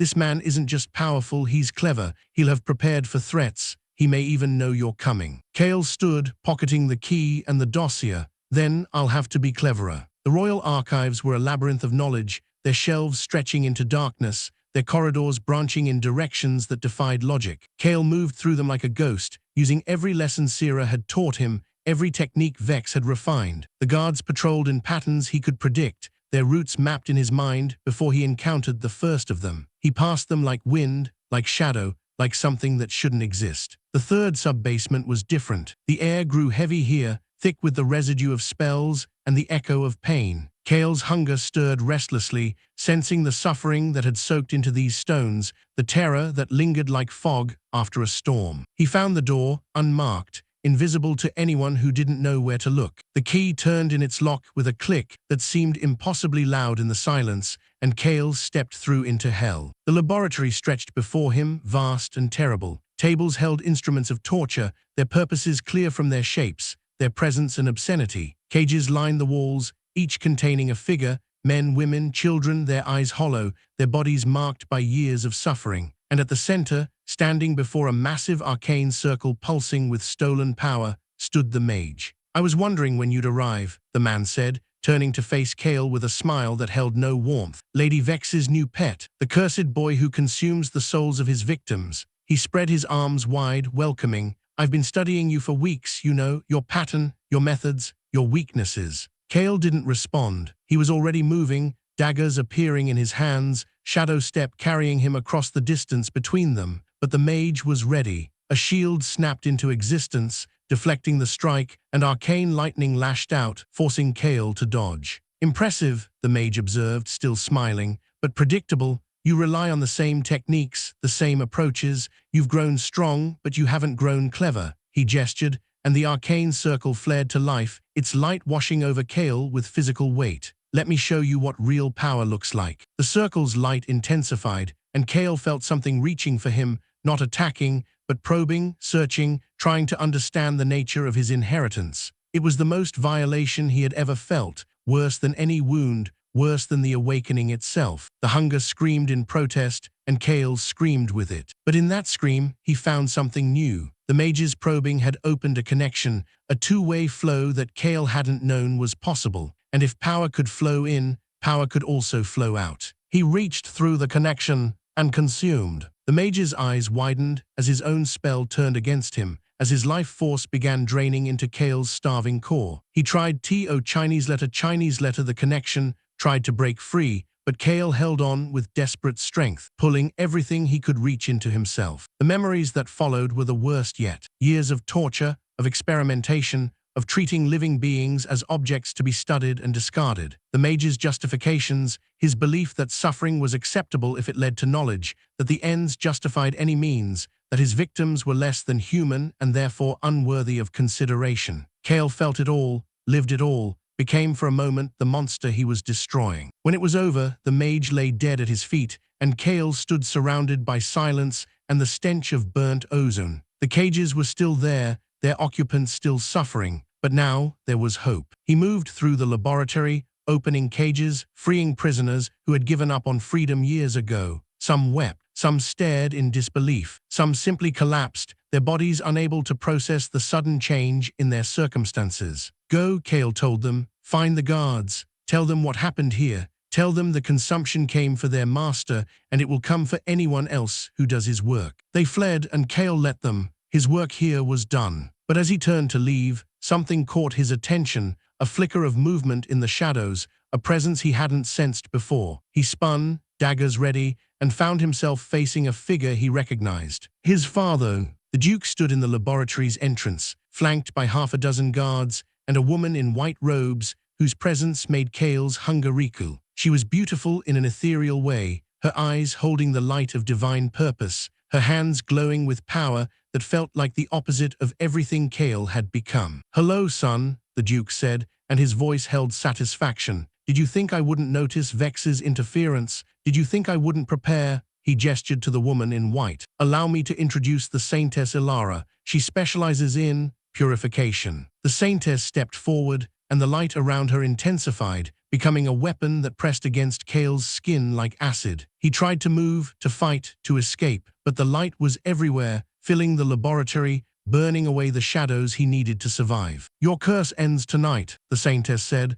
her voice gentle, pitying, utterly without mercy. "Be at peace." Kael screamed as the light consumed him. Chapter 10, Bloodline Eruption. The light burned like nothing Kael had ever experienced. It wasn't fire. Fire was honest, destructive, something he could understand. This was something else entirely. This was existence itself rejecting him, reality itself trying to scrub him from creation like a stain from fabric. The hunger howled inside him, not with rage but with terror, the first genuine fear Kael had ever felt from the power that lived in his blood. The Saintess advanced, her hands wreathed in radiance that grew brighter with each step. Her eyes held no malice. That was perhaps the worst part. She genuinely believed she was helping him, saving him, freeing him from a curse he had never asked to carry. "Resistance only prolongs the pain," she said softly. "The consumption is an aberration, a corruption of the natural order. Let it go. Let yourself be clean." Kael tried to respond, tried to summon words,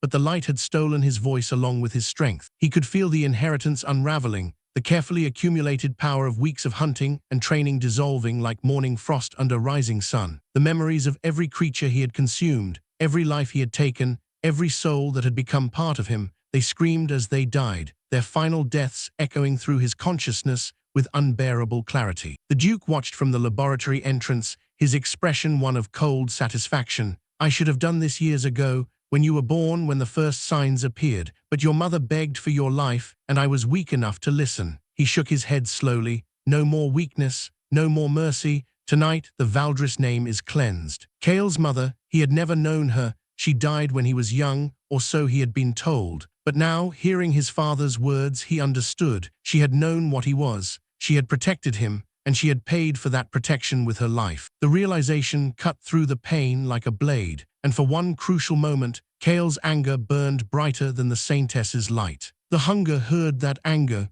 the hunger fed on it. Deep within Kael's core, where the consumption had taken root and grown into something more than power, something ancient stirred. Valdrion's voice whispered across the void between life and death, between inheritance and extinction. They fear us because they cannot control us. They hate us because we prove their weakness, but fear and hate are just emotions. Power is power, and power does not surrender. Kael stopped fighting the light. Instead, he consumed it. The Saintess's eyes widened as her purification began to flow the wrong direction, as the radiance that should have destroyed the darkness was instead drawn into it, absorbed by it, made part of it. She tried Chinese letter, the connection, tried to pull back, but Kael's hunger had her now, and it would not let go. What are you doing?" she gasped, her voice cracking with disbelief. "This isn't possible. The light is pure. The light is. The light is just another form of power," Kael said, and his voice was not entirely his own. "And I consume power." The laboratory blazed with radiance as the Saintess's power drained into Kael's starving core. The Duke's guards fell back, shielding their eyes, unable to witness what was happening. The Duke himself stood frozen, his face a mask of shock and dawning horror. And then, as suddenly as it began, it ended. The Saintess collapsed, her power spent, her body trembling with exhaustion and terror. She looked up at Kael with eyes that held no pity now, only fear, the fear of prey confronted by a predator beyond anything she had imagined. Kael stood over her, and he knew what she saw. His veins glowed with crimson-gold light, the combined essence of everything he had consumed burning beneath his skin like liquid fire. His eyes held depths that had no bottom, shadows that had no end. He looked like a demon. He looked like a god. He looked like the thing they had always feared he would become. "Get up," he said to the Saintess. His voice was calm, controlled, utterly without emotion. "Get up and leave. Tell your order what happened here. Tell them the consumption is not a curse to be purified, but a power to be respected. And tell them that if they send anyone else after me, I will consume them too." The Saintess didn't need to be told twice. She scrambled to her feet and fled, her white robes dragging through the filth of the laboratory, her radiance extinguished, her faith shattered. Kael turned to face his father. The Duke stood alone now. His guards had fled with the Saintess, their courage failing in the face of something they couldn't understand. He drew himself up, trying to summon the dignity of his station, but Kael could see the fear beneath, could taste it, almost, the way the hunger tasted everything. "You think this changes anything?" the Duke said, his voice steadier than his eyes. "You think defeating one priestess makes you strong? The king knows about you now. The entire empire knows. They will hunt you to the ends of the earth. They will. They will try." Kael stepped closer, and the Duke flinched despite himself. "But they will fail, because I'm not the failure you raised, father. I'm not the disappointment you cast out. I'm something new, something you created,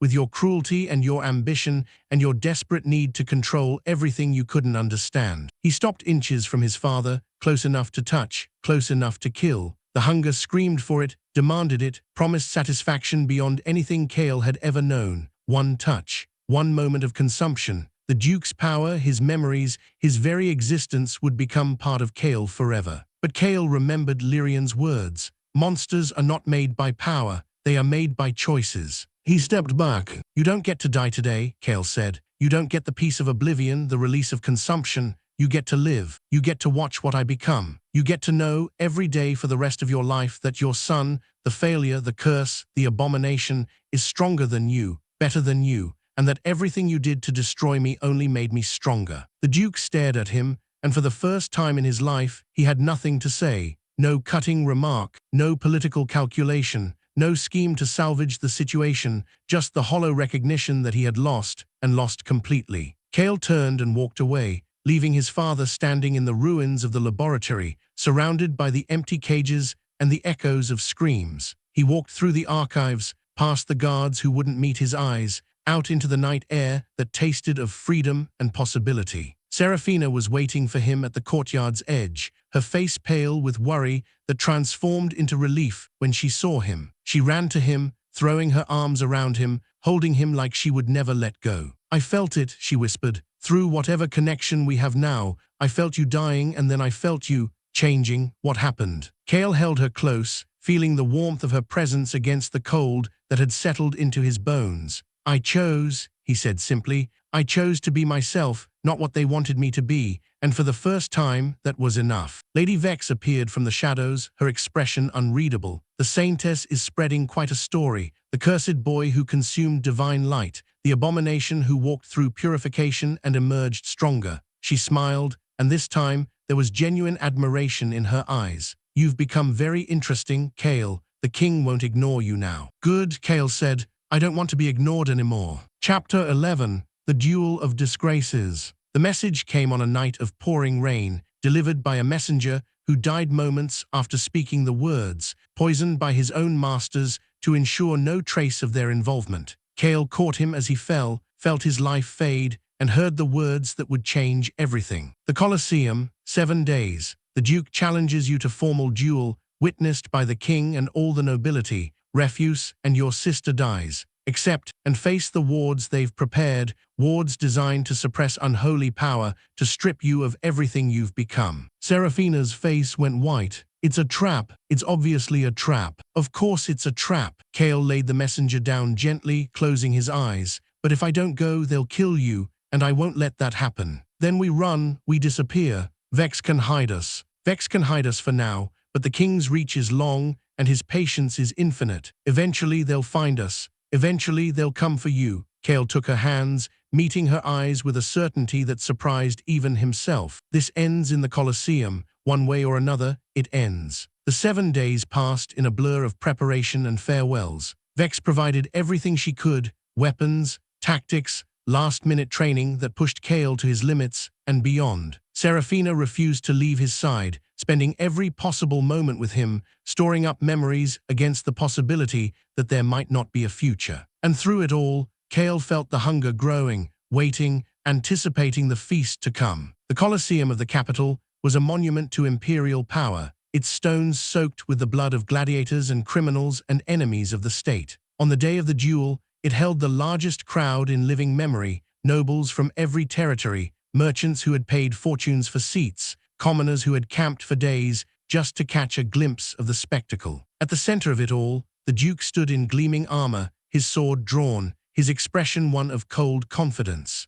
Around the arena's perimeter, mages chanted in unison, maintaining the wards that would suppress any unholy power, any power, Kael knew, that came from the Consumption Bloodline. He walked into the arena alone. The crowd fell silent as he appeared, this cursed boy they had heard so much about, this abomination who had consumed a saintess's power and walked away unchanged. He wore no armor, carried no obvious weapons, moved with the casual grace of someone who had nothing to prove and nothing to fear. The king's voice rang out from the royal box. "Kael of no house, you stand accused of crimes against the empire, against your family, against the natural order itself. How do you answer?" Kael looked up at the king, a man whose face held the tired cruelty of generations of absolute power, whose eyes held the calculation of someone who had never lost and didn't intend to start. "I answer," Kael said, his voice carrying across the silent arena, "that I am not accused of anything. I am defined by my choices,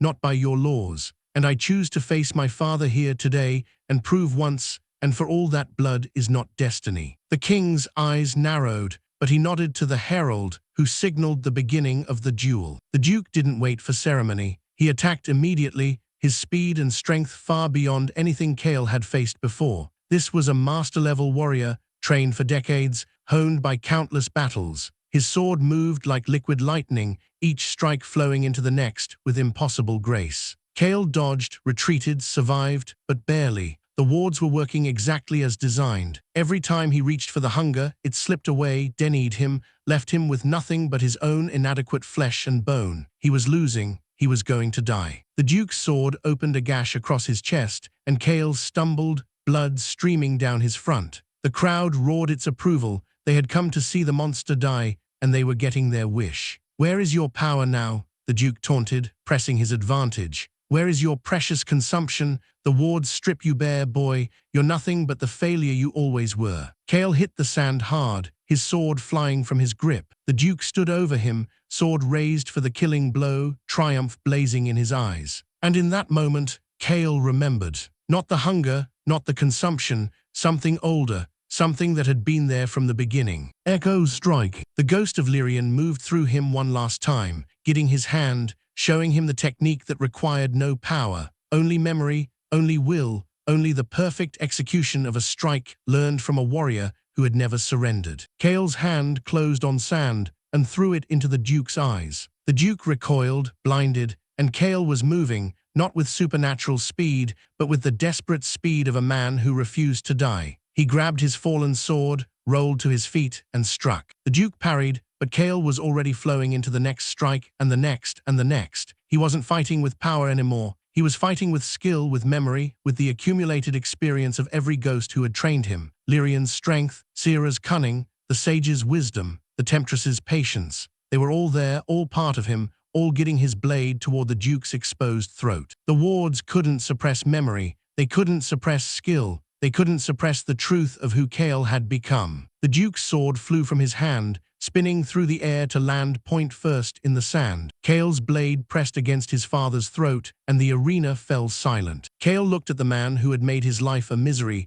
who had cast him out, who had tried to kill him, who had used his sister as a bargaining chip to repair his own damaged pride. He looked at this man and he felt nothing, no rage, no satisfaction, no hunger for revenge. Just the quiet certainty that he had won. "You are no longer my father," Kael said, his voice carrying across the silent arena. "Your debt is paid with your fear. Live with that." He withdrew the blade and stepped back, leaving the Duke kneeling in the sand, defeated not by power, but by the son he had tried to destroy. The crowd erupted, not in cheers, but in chaos. Nobles screamed accusations. Guards scrambled to respond. The king rose from his throne, his face dark with fury and something that might have been fear. But Kael was already walking away, already leaving the arena behind, already moving toward the future he had chosen for himself. Lady Vex met him at the edge of the sands, her expression unreadable. She held out a letter sealed with the king's royal crest. "He was impressed," she said quietly. "He wants to meet the man who can consume the world." A pause.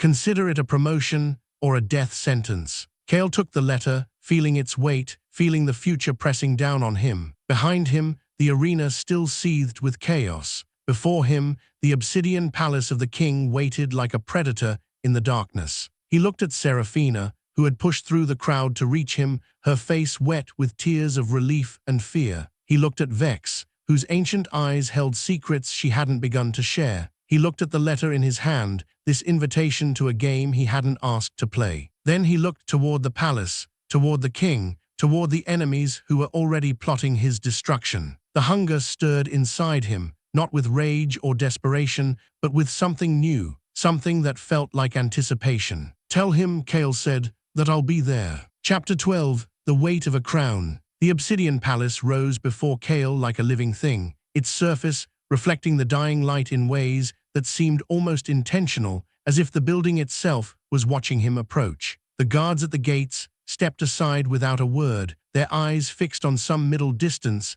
that carefully avoided his gaze. Word of the Colosseum had spread through the capital like wildfire. The cursed boy who had defeated his father without using his curse, who had walked away from murder when everyone expected it, who now carried a royal summons in his pocket and destiny in his blood. Seraphina walked at his side, her hand gripping his with desperate strength. "Vex had insisted she come. The king wants to see the whole picture, and your sister is very much part of that picture." And Kael hadn't argued. Leaving her behind felt like leaving a piece of himself in enemy territory. At least here, if something happened, it would happen to them together. The throne room stretched before them like the belly of a whale, its ribbed ceiling soaring into darkness, its walls lined with tapestries depicting victories so ancient that the names of the conquered had been forgotten. At the far end, on a throne carved from a single piece of volcanic glass, sat the king. He was older than Kael had expected, not in years, but in essence. His face held the smooth perfection of someone who had stopped aging centuries ago, but his eyes held the weight of millennia, the accumulated wisdom and cruelty of a reign that had outlasted empires. When those eyes fixed on Kael, the hunger stirred uneasily, sensing something it couldn't consume, something it couldn't even touch. "Approach," the king said, and his voice was quiet, almost gentle, yet it filled the throne room completely, leaving no space for anything else. Kael walked forward, Seraphina matching his pace, until they stood before the dais. close enough to see the details of the king's robes, the subtle pulse of power that surrounded him like a second skin, the slight smile that played at the corners of his mouth. "You've caused quite a stir," the king continued. "The Colosseum has become a pilgrimage site. The priests are divided, half declare you a demon, half whisper that you might be a saint. The nobles are terrified, which is always entertaining. And my spies tell me that every criminal organization in the capital has placed bets on how long you'll survive." Kael said nothing. Let the king talk. Let him reveal himself. "I admire restraint," the king said,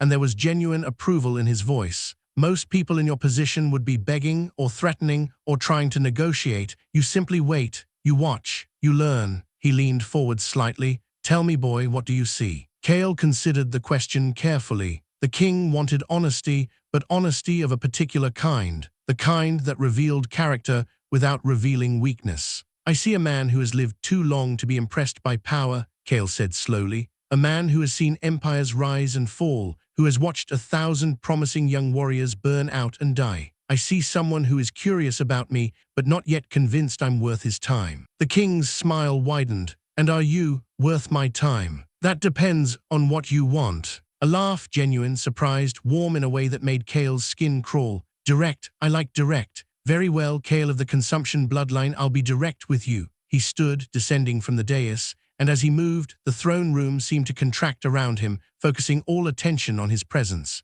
"I want what I've always wanted: control, stability, an empire that doesn't crumble the moment I look away. Your bloodline has been a threat to that stability since before your ancestor betrayed me." "Valdrion didn't betray you," Kael said, and he heard Seraphina's sharp intake of breath beside him. "You betrayed him. You feared his power, so you destroyed his name and buried his memory." The king's eyes flashed, and for a moment, Kael felt the weight of true power pressing against him, not the hunger's power, but something older, more refined, more absolute. It lasted only a heartbeat, and then it was gone, withdrawn like a sword returned to its sheath. "Valdrion told you that, did he?" The king's voice held amusement, but his eyes were cold. "Interesting. He always did have a talent for rewriting history to suit his narrative. But let me ask you this, boy. If I was so afraid of his power, why didn't I simply kill him? Why let him live in that crypt for 1,000 years, waiting for someone like you?" Kael had no answer. The question hadn't occurred to him. "Because I needed him," the king continued. "Needed his bloodline to continue, needed the possibility of the consumption to exist, needed a weapon that could be aimed at enemies I couldn't reach with conventional force. Valdrion wasn't my enemy, he was my most valuable asset, until he decided he wanted to be more. He wanted to be free." "Free?" the king laughed again, and this time there was no warmth in it. "No one is free. Not me, not you, not the lowest beggar in the streets. We're all bound by something: duty, power, love, fear. Valdrion wanted to be the one doing the binding instead of being bound. That's not freedom. That's ambition wearing a noble mask." He circled them slowly, and Kael felt Seraphina press closer to his side. The hunger stirred, sensing threat, but Kael kept it leashed. "Not yet, not here. I'm going to make you an offer," the king said. "The same offer I made your ancestor 1,000 years ago. Serve me. Become my weapon, my assassin, my solution to problems that can't be solved by armies or laws. In return, I'll give you resources, protection, and most importantly, I'll give your sister a life worth living, a place at court, a future, a purpose beyond being the cursed boy's liability." Seraphina stiffened. "I'm not a liability." The king glanced at her, and for a moment, his eyes held something almost like respect. "No, you're not. You're a strategist, a survivor, someone who adapted to circumstances that would have broken most people. But you're still human, still vulnerable, still dependent on your brother's power to keep you safe. Wouldn't you rather stand on your own?" The question hung in the air, heavy with implication. Kael looked at his sister, saw the conflict in her eyes, the desire to be more than a dependent, the fear of what that might cost, the love that made her want to stay by his side, no matter what. "What exactly are you offering?" Kael asked. The king smiled. "Training, position, authority. Let your brother become the monster the world fears. Let him embrace the consumption fully, without restraint, without guilt. And you, Seraphina, will become something equally valuable. You'll become the mind that directs the monster, the hand that wields the weapon, the strategist who turns raw power into victory." Kael felt the hunger stir with interest. This was not what he had expected. This was something far more dangerous. "And if we refuse?" Seraphina asked quietly. The king's smile didn't waver. "Then you leave the capital, You run, you hide, and eventually someone finds you, my enemies, your father's allies, some ambitious hunter who wants to make a name for himself by killing the cursed boy. The world is full of people who would love to see you dead, and without my protection, it's only a matter of time. Kael looked at Seraphina, she looked at him, and in that moment, without words, they reached an understanding. We'll need time to consider, Kael said. The king nodded, as if he had expected nothing less. Take all the time you need. My hospitality is yours, rooms in the palace, access to the archives, freedom to explore the capital. But know this, once you leave this room, the offer expires. If you want what I'm offering, you accept now, or you accept nothing. It was a trap, of course. Everything about this situation was a trap, but traps could be escaped, could be turned against those who set them, could become opportunities if approached with sufficient cleverness. Kael made his choice. We accept. The king's smile widened, and for a moment, Kael saw something in his eyes that might have been triumph, or might have been recognition of a kindred spirit. Excellent, then let me show you what you've agreed to. He clapped his hands, and the throne room doors burst open. Guards entered, but they weren't alone. Behind them walked figures that made Kael's hunger sit up and take notice, warriors radiating power so dense it was almost visible, mages whose eyes held the fire of absorbed elements, assassins who moved like living shadows, and at their center, walking with the casual confidence of someone who feared nothing in creation, was a woman Kael recognized. Lady Vex, your first mission, the king said, has already been prepared. There's a cult operating in the eastern provinces, worshippers of an old god, one of the ones we thought we'd exterminated centuries ago. They've been gathering power, recruiting followers, preparing something that my spies tell me could threaten the stability of the entire empire. He nodded toward Vex. My spymaster will provide the details. Your job is simple: infiltrate, eliminate, and consume. Take their power, their knowledge, their very existence,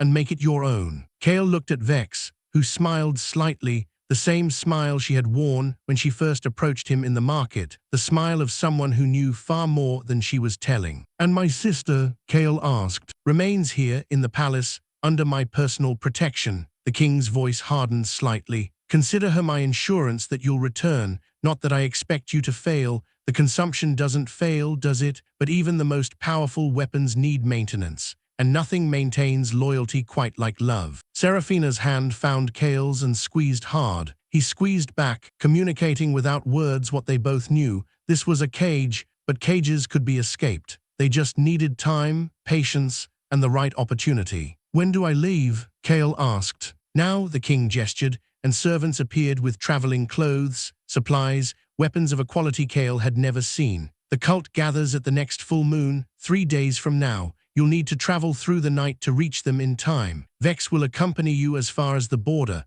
After that, you're on your own. Kael released Seraphina's hand and turned to face his sister properly. He cupped her face in his hands, looking into her eyes with an intensity that held centuries of unspoken words. Stay alive, he said quietly. Trust no one, and if anything happens, anything at all, find a way to reach me. I'll come back, no matter what. Seraphina nodded, tears streaming down her face, but her voice was steady when she spoke. I know, you always do. He kissed her forehead, then turned and followed Vex from the throne room, leaving his sister standing alone before the king's cold smile. The journey east was a blur of motion and preparation. Vex briefed him constantly, providing details about the cult, their leader, their defenses, their weaknesses. They were worshippers of something called the Devourer, an ancient entity that shared disturbing similarities with the Consumption Bloodline, enough that Kael wondered if there was a connection. The Devourer was one of the old gods,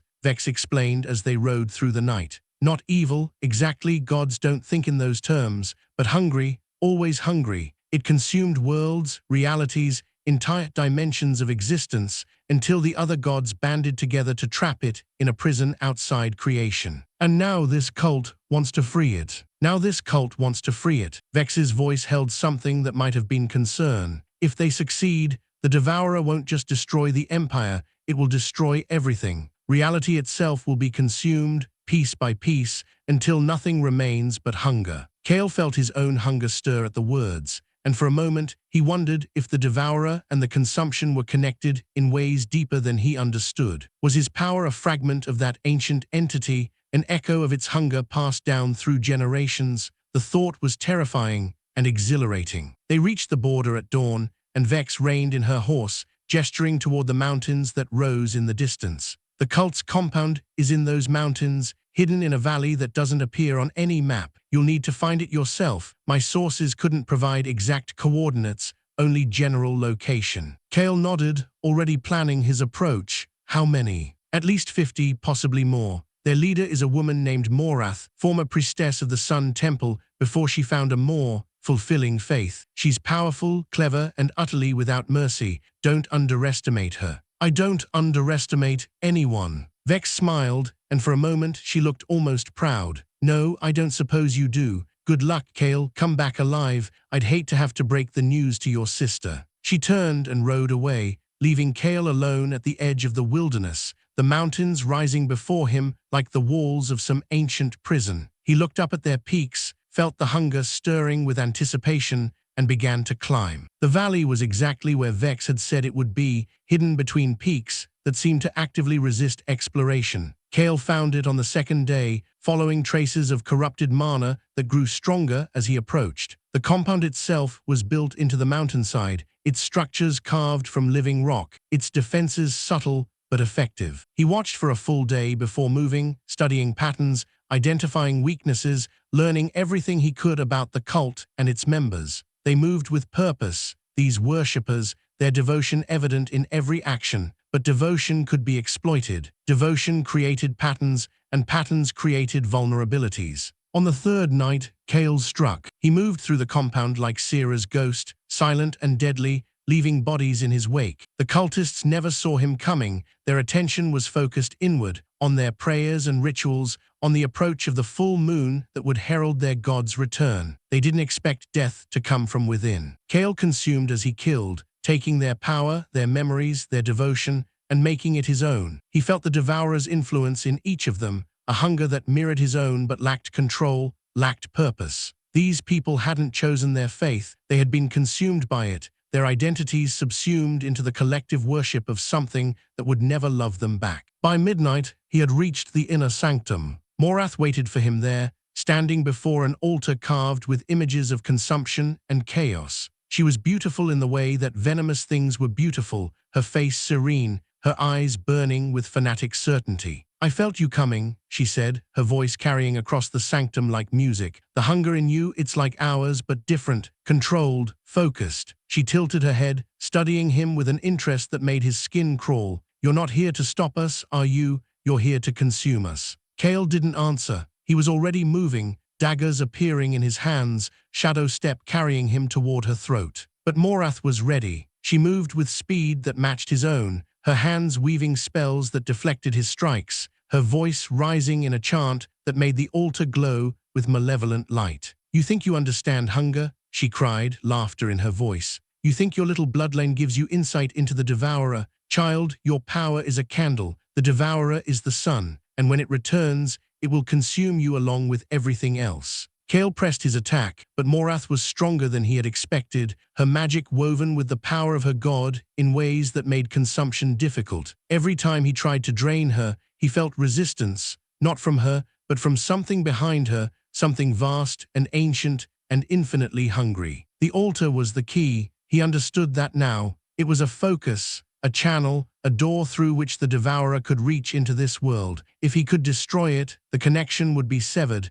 at least temporarily. He changed tactics, no longer trying to kill Morath, but to reach the altar. She realized his intent immediately and shifted her defense, placing herself between him and the stone. But Kael had learned from Lyrian, from Sera, from every ghost who had trained him. He didn't need to defeat her, he just needed to create an opening. The echo strike came from nowhere, guided by a warrior's ghost, and Morath's guard slipped for just a moment. It was enough. Kael was through, his daggers plunging into the altar's heart, the consumption flooding into the stone with everything he had. The altar screamed. Not a sound, a sensation, a psychic wound that ripped through the sanctum and sent cultists fleeing in terror. The stone cracked, blackened, began to dissolve as Kael's power consumed it from within. And through that consumption, he felt something, a presence on the other side of the door, vast and terrible and impossibly ancient, turning its attention toward him for the first time. The Devourer looked at Kael, and Kael looked back. For a moment that stretched into eternity,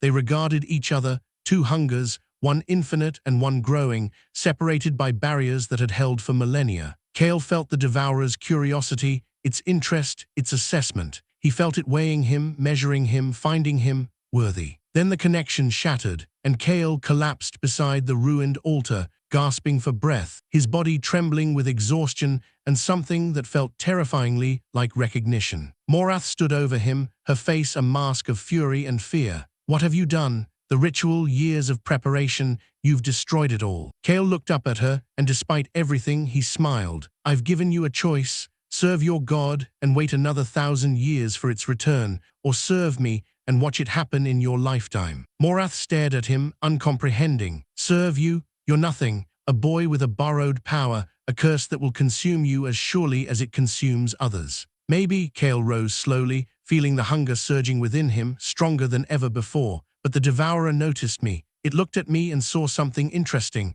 That's more than most people get in a lifetime." He extended his hand. "Join me, help me understand what just happened, and together we'll prepare for the day when the door opens again." Morath looked at his hand, and in her eyes, Kael saw the same conflict he had seen in Seraphina, the desire for power warring with fear of what that power might cost. But Morath was not his sister. Morath was a fanatic, and fanatics always chose the path that led to their god. "No," she said quietly, "I choose faith." She raised her hands, and Kael felt power building, not attack, but self-destruction. She was going to kill herself rather than submit, take her secrets to the grave, deny him the knowledge he needed. Kael moved faster. The consumption flooded into her before she could complete the spell, taking her power, her memories, her faith, and making them his own. He felt her die, felt her god's presence fading from her consciousness, felt the last echoes of her devotion join the growing collection in his soul. And in those memories, he found what he needed. The Devourer wasn't just an ancient god, it was connected to the Consumption bloodline in ways deeper than coincidence. Valdrion had known. The first Duke had made his own contact with the entity, had drawn power from it, had used that power to build an empire. And then he had pulled back, had chosen to control rather than be controlled, had sealed the connection rather than let it consume him. The king knew too. That was why he feared the bloodline, why he had tried to destroy Valdrion's memory, why he watched Kael so carefully now. The consumption wasn't just a curse, it was a key to a door that led to something that even the king, with all his power, couldn't control. Kael stood in the ruined sanctum, surrounded by the bodies of the cultists, and felt the hunger stirring with new purpose. The Devourer had noticed him, had found him worthy, and someday, when the door opened again, it would come for him. But that day was not today. Today, he had work to do. He left the valley as dawn broke over the mountains, carrying new power and new knowledge and new questions that would take years to answer. Behind him, the cult's compound burned, its secrets destroyed, its threat ended. Ahead of him, the capital waited, with its king and its politics and its endless games. And somewhere in the darkness between worlds, an ancient hunger stirred in its prison, dreaming of the day when it would finally be free. The road stretched before him, winding through villages and forests and plains that held secrets older than the empire itself. Kael felt the hunger stirring with each passing mile, eager for what lay ahead, hungry for the knowledge and power that waited in those ancient places. But beneath the hunger, beneath the anticipation, something else stirred too, something that felt like hope. Valdrion had found a way to delay the Devourer's consumption. Perhaps, with the first Duke's guidance and his own growing power, Kael could find a way to escape it entirely. The mountains rose before them, dark against the brightening sky, and Kael rode toward them without fear. Whatever waited in those peaks, whether answers or dangers or something beyond both, he would face it as he had faced everything else.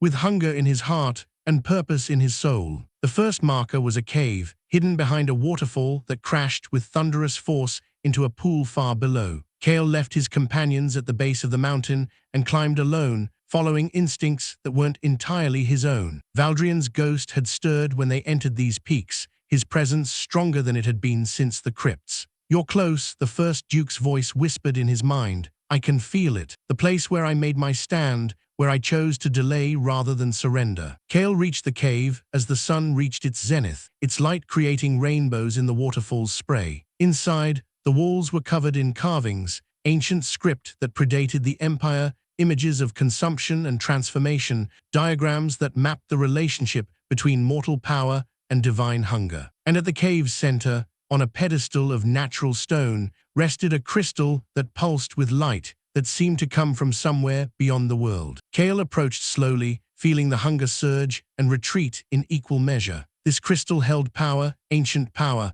power that resonated with everything he had become. But it also held danger, traps laid by Valdrion to ensure only the worthy could claim what waited within. He reached out and touched the crystal. The world dissolved. He stood in a space that wasn't space, surrounded by darkness that wasn't empty. Before him, Valdrion's ghost took form, not the faded echo from the crypts, but something more solid, more real, more present. "You found it," the first Duke said, and his voice held satisfaction and sorrow in equal measure. "The record I left for whoever came after, the truth of what I did, what I bargained, what I hoped to escape." Kael waited. There was nothing to say, nothing that needed saying. Valdrion gestured, and the darkness filled with images, his own life, his own choices, his own desperate gambles. Kael watched as the first Duke rose from nothing, building power and influence until he caught the attention of powers beyond mortal comprehension. Watched as he bargained with the Devourer, trading something precious for power enough to build an empire. Watched as he realized the true cost of that bargain,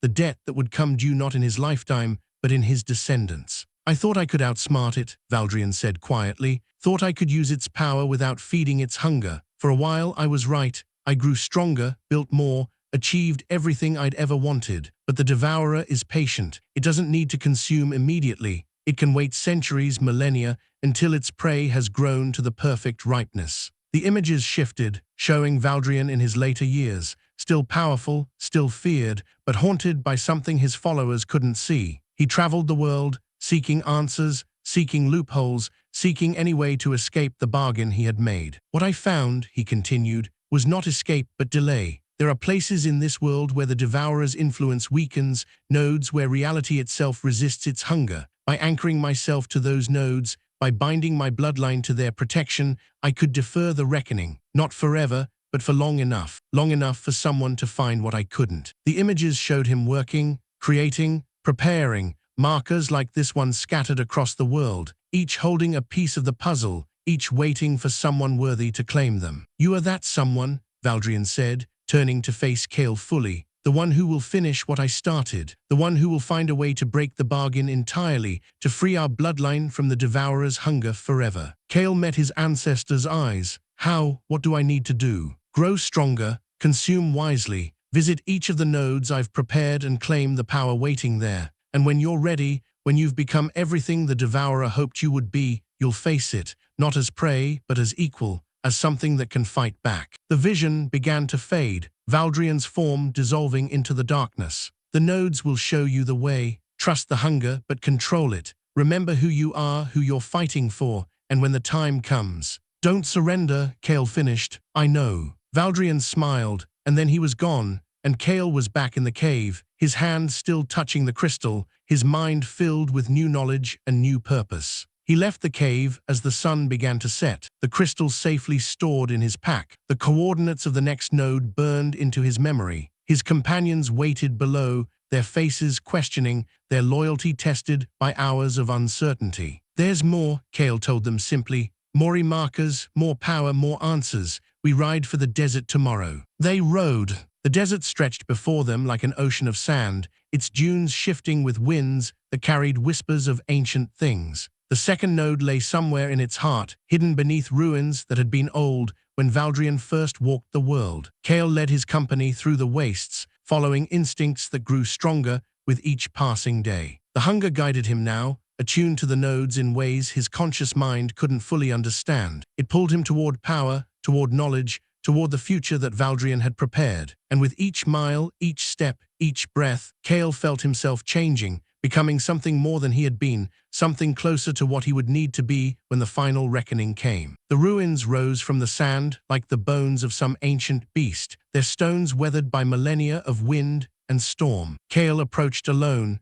leaving his companions at the edge of the site, and descended into darkness that held secrets older than human memory. The descent into the ruins felt like falling through time itself. Each step carried Kael deeper into darkness that seemed to resist his passage, pressing against him like the weight of centuries. The walls were carved with scenes of worship and sacrifice, their images worn smooth by ages of wind-blown sand, but still legible to eyes sharpened by the consumption. He saw figures that might have been Valdrion's ancestors, kneeling before something vast and formless, offering tribute that the carvings depicted as streams of light flowing from their bodies into an waiting void. The hunger stirred uneasily, recognizing something in those ancient images, not recognition of events witnessed, but recognition of pattern, the same pattern the Devourer had tried to impose on Valdrion, the same pattern it now sought to impose on Kael himself. The stairwell ended in a chamber larger than any temple Kael had ever seen. Its ceiling vanished into darkness above, its walls stretching beyond the reach of torchlight. At its center, resting on an altar of black stone, pulsed a crystal identical to the one he had found in the mountains. But this time, he wasn't alone. A figure stood before the altar, its back to Kael, its form shrouded in robes that seemed to drink the light. It was tall, inhumanly tall, and when it turned, Kael saw a face that was almost human but not quite, its features arranged in ways that suggested deep familiarity with mortal forms without fully understanding them. "I wondered when you would come," the figure said, and its voice held harmonics that shouldn't exist, tones that vibrated in Kael's bones rather than his ears. "Valdrion's heir, the Devourer's chosen, the hungry one who walks among the living." Kael's daggers appeared in his hands before he consciously summoned them. "Who are you?" "A question, good. Questions are the beginning of wisdom." The figure smiled, and the expression was terrible, too many teeth, too much awareness behind too old eyes. "I am what your kind would call a guardian, a sentinel, one of those left behind when the Devourer was imprisoned,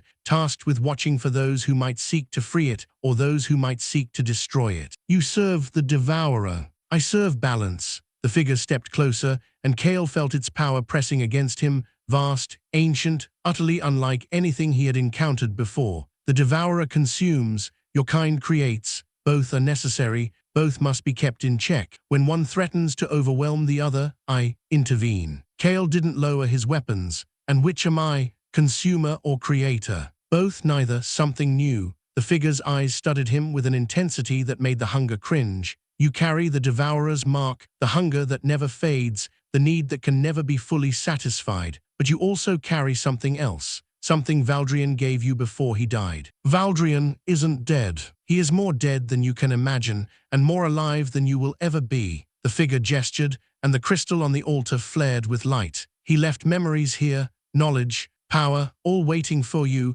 if you can prove worthy." Kael felt the hunger surge at the mention of power, but he forced it down. "Prove worthy how?" "By understanding." The figure's smile widened, revealing more of those terrible teeth. "The first node tested your strength. This one tests your wisdom. Valdrion needs to know that you're not just powerful, he needs to know you're smart enough to use that power without destroying everything you're trying to protect." The chamber shifted. Suddenly Kael stood somewhere else. A throne room, familiar and strange, its proportions wrong in ways that made his eyes hurt. The king sat on his obsidian throne, but the king's face kept changing, shifting between the ruler Kael knew and something older, darker, infinitely more hungry. "You've done well," the king said, and his voice held layers, the cold calculation of the emperor, the ancient hunger of the Devourer, the desperate hope of Valdrion. "But well is not enough. You need to be perfect." Kael looked around the throne room, searching for the test's true nature. This was an illusion,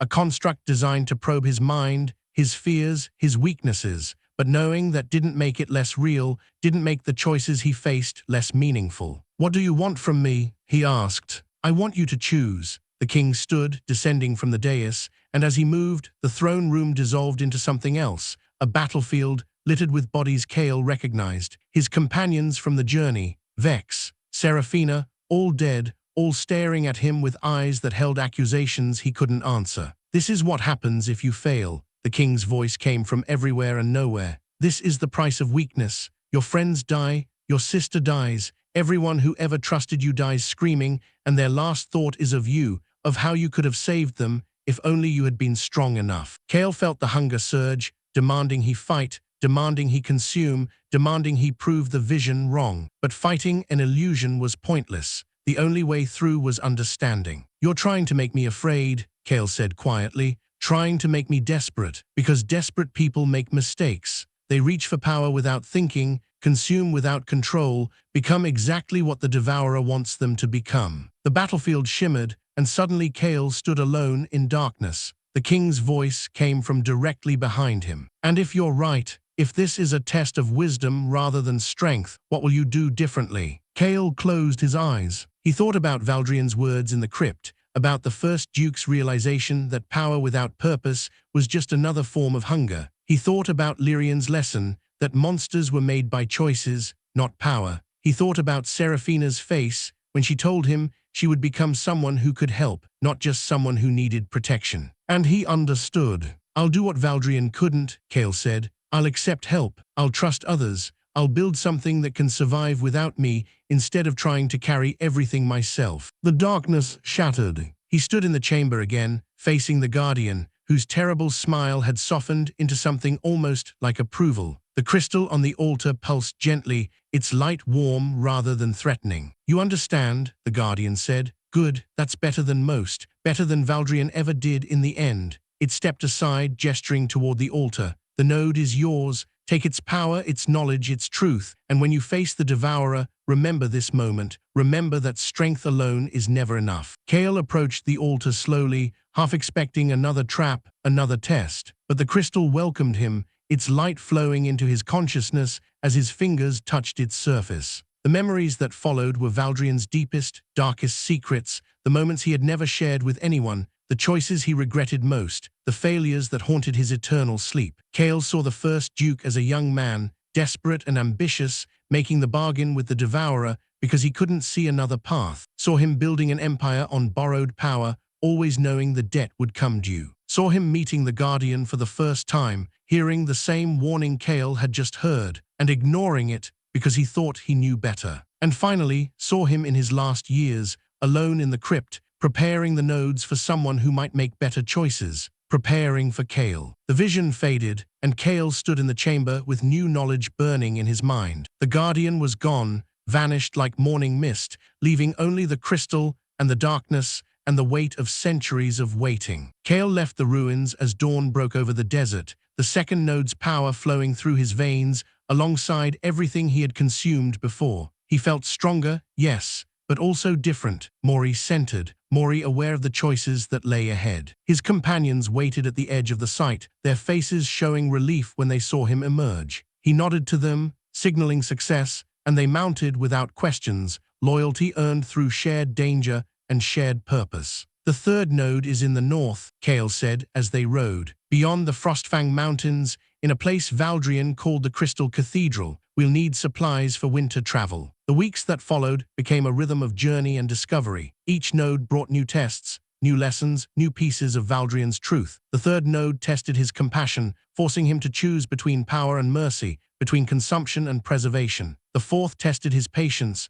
trapping him in illusions that would have driven a lesser mind mad. The fifth tested his loyalty, offering him everything he had ever wanted in exchange for betraying those who trusted him. He passed them all, not perfectly. The Guardian who watched each test made sure he knew his failures as clearly as his successes, but well enough to claim the power waiting for him, well enough to grow closer to whatever he needed to become. By the time he reached the sixth node, months had passed and Kael had transformed. His power had grown beyond anything he had imagined possible, each node adding not just strength, but understanding, control, wisdom. The hunger was still there, always there, but it no longer controlled him. He controlled it. The sixth node lay in the heart of a volcano, its entrance hidden beneath lakes of molten stone that would have killed anyone who approached without protection. Kael walked through fire as if it were air, his consumption absorbing the heat, the pressure, the destructive force of the volcano itself. By the time he reached the node, he had consumed enough elemental power to reshape the mountain if he chose. But he didn't choose. He had learned restraint. The Guardian who met him here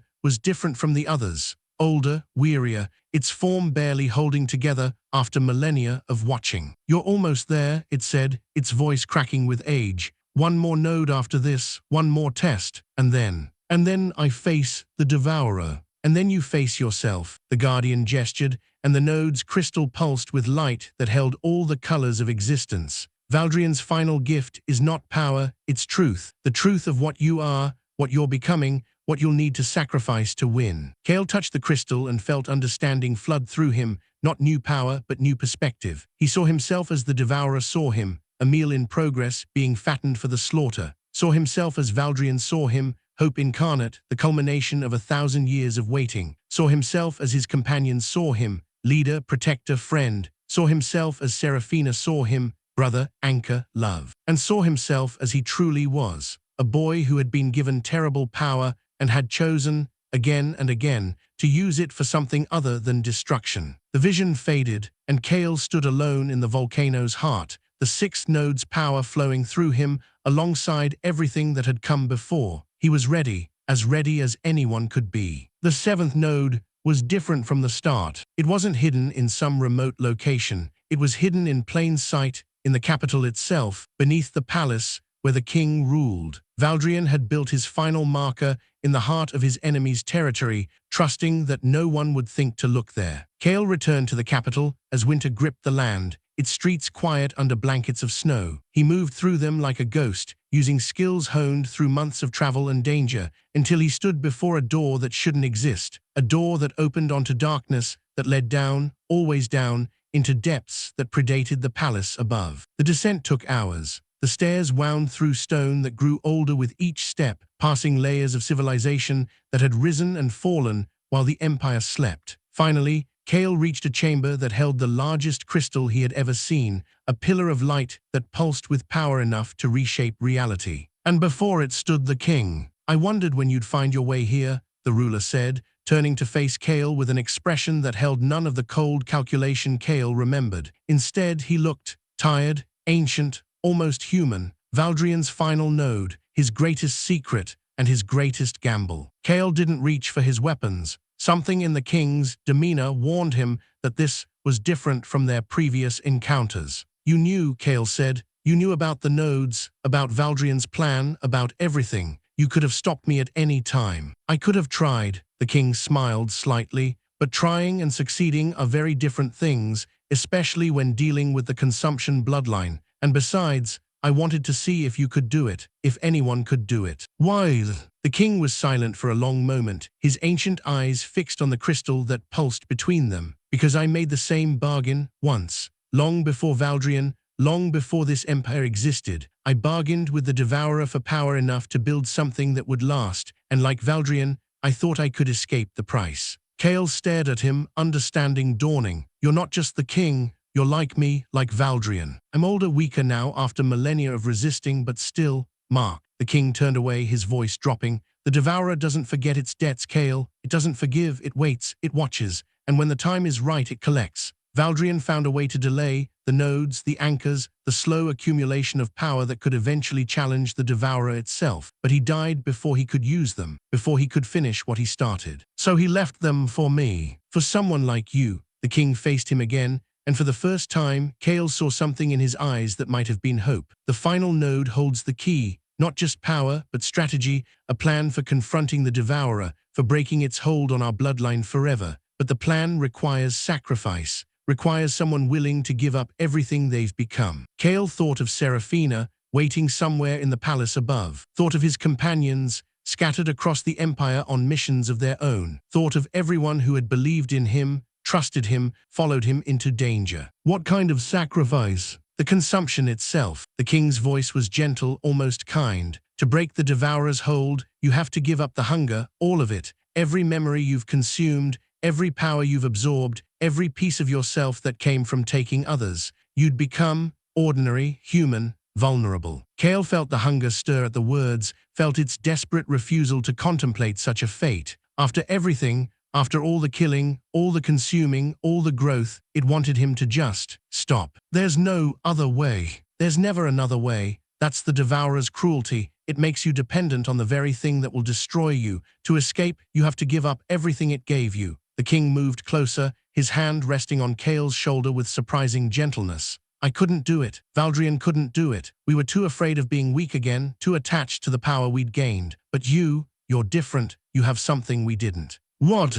"People who love you for who you are, not what you can do." The king smiled sadly. "Valdrion had followers, I had subjects, but you have a sister who would die for you, companions who would follow you into hell, a spy master who sees potential in you beyond your power. That's worth more than any consumption, that's worth sacrificing everything for. Kael stood in the ancient chamber, the crystal pulsing beside him, the weight of millennia pressing down on his shoulders. The hunger screamed inside him, offering 1,000 arguments against sacrifice, 1,000,000 justifications for keeping the power he had earned. But beneath the hunger, beneath the fear, beneath the desperate clinging to strength, he heard another voice. Seraphina's voice, telling him she was proud of him. Lyrian's voice, saying monsters were made by choices. Valdrion's voice, whispering that the only way to win was to be willing to lose. "I understand," Kael said quietly. "Show me what I need to do." The king nodded, and for a moment, his ancient eyes held something that might have been pride. "The crystal will guide you. When you're ready, touch it and let go of everything you've become." Kael approached the crystal slowly, feeling its power wash over him, feeling the hunger's desperate protests fade into something almost like acceptance. He thought about all the lives he had consumed, all the memories he carried, all the power that had become part of him. It would be like dying, losing pieces of himself that had defined him for so long. But it would also be like being born again, like becoming the person he might have been if the awakening ceremony had gone differently, like earning the right to a future that wasn't defined by consumption and hunger. He touched the crystal. The world dissolved into light and memory, and the slow, painful process of letting go. Kael felt the hunger scream as it was torn from his soul, felt every consumed life depart, every stolen memory fade, every borrowed power slip away. It was agony beyond anything he had experienced, worse than the awakening, worse than the saintess's purification, worse than any wound he had ever taken. But beneath the agony, he felt something else, something that had been buried so deep beneath the hunger that he had forgotten it existed. Himself, the real himself, the boy who had loved his sister, who had wanted to make his father proud, who had dreamed of a future where he mattered. That boy was still there, still alive, still waiting to be remembered. The crystal's light faded, and Kael collapsed to his knees in the ancient chamber, gasping for breath, trembling with exhaustion. He felt empty, hollow, like a vessel that had been drained of everything it contained, but also light, also free, also, for the first time in what felt like forever, at peace. The king knelt beside him, his hand steadying Kael as he struggled to rise. "It's done. The Devourer's hold is broken. You're free." Kael looked at his hands, ordinary hands now, without the darkness that had once swirled around them. He reached for the hunger, expecting to feel its familiar presence, and found nothing, just silence, just peace. "What happens now?" he asked, his voice hoarse. "Now you live." The king helped him to his feet, supporting him as they began the long climb back to the surface. "You build a future. You love your sister. You become the person you were always meant to be, without the shadow of consumption hanging over you. And the Devourer, it won't just find someone else. It will try, it always tries." The king's voice hardened slightly. "But without you, without Valdrion's bloodline, its options are limited. It will take centuries to find another vessel capable of carrying its mark. Centuries we can use to prepare, to strengthen the barriers, to ensure it never escapes its prison." They climbed in silence for a while, the weight of what had happened settling over Kael like a familiar cloak. He felt strange, weaker, yes, but also more present, more real, more himself than he had been since the awakening ceremony. "Thank you," he said finally, "for telling me the truth, for helping me choose." The king glanced at him, and for a moment, his ancient face held something almost like warmth. "You're welcome. Now go, your sister is waiting. She's been worried." Kael emerged from the depths as night fell over the capital, the stars emerging one by one in a sky that felt wider and more beautiful than he remembered. Seraphina was waiting at the entrance, as the king had promised, her face lighting with joy when she saw him. "Kael," she ran to him, throwing her arms around him, holding him like she would never let go. "I felt it, felt you change, felt something leave you. Are you okay? What happened?" Kael held her close, breathing in the familiar scent of her hair, feeling the warmth of her presence against the lingering cold of the depths. "I'm okay," he said quietly. "I'm more than okay, I'm free." She pulled back to look at his face, searching for signs of deception, of lingering darkness. Finding none, she smiled, a real smile, bright with relief and love. "Then let's go home," she said. Kael looked toward the palace, toward the king who watched from a high window, toward the city that stretched below them like a map of possibility. Home. It had been so long since he'd had one. "Yeah," he agreed, taking her hand. "Let's go home."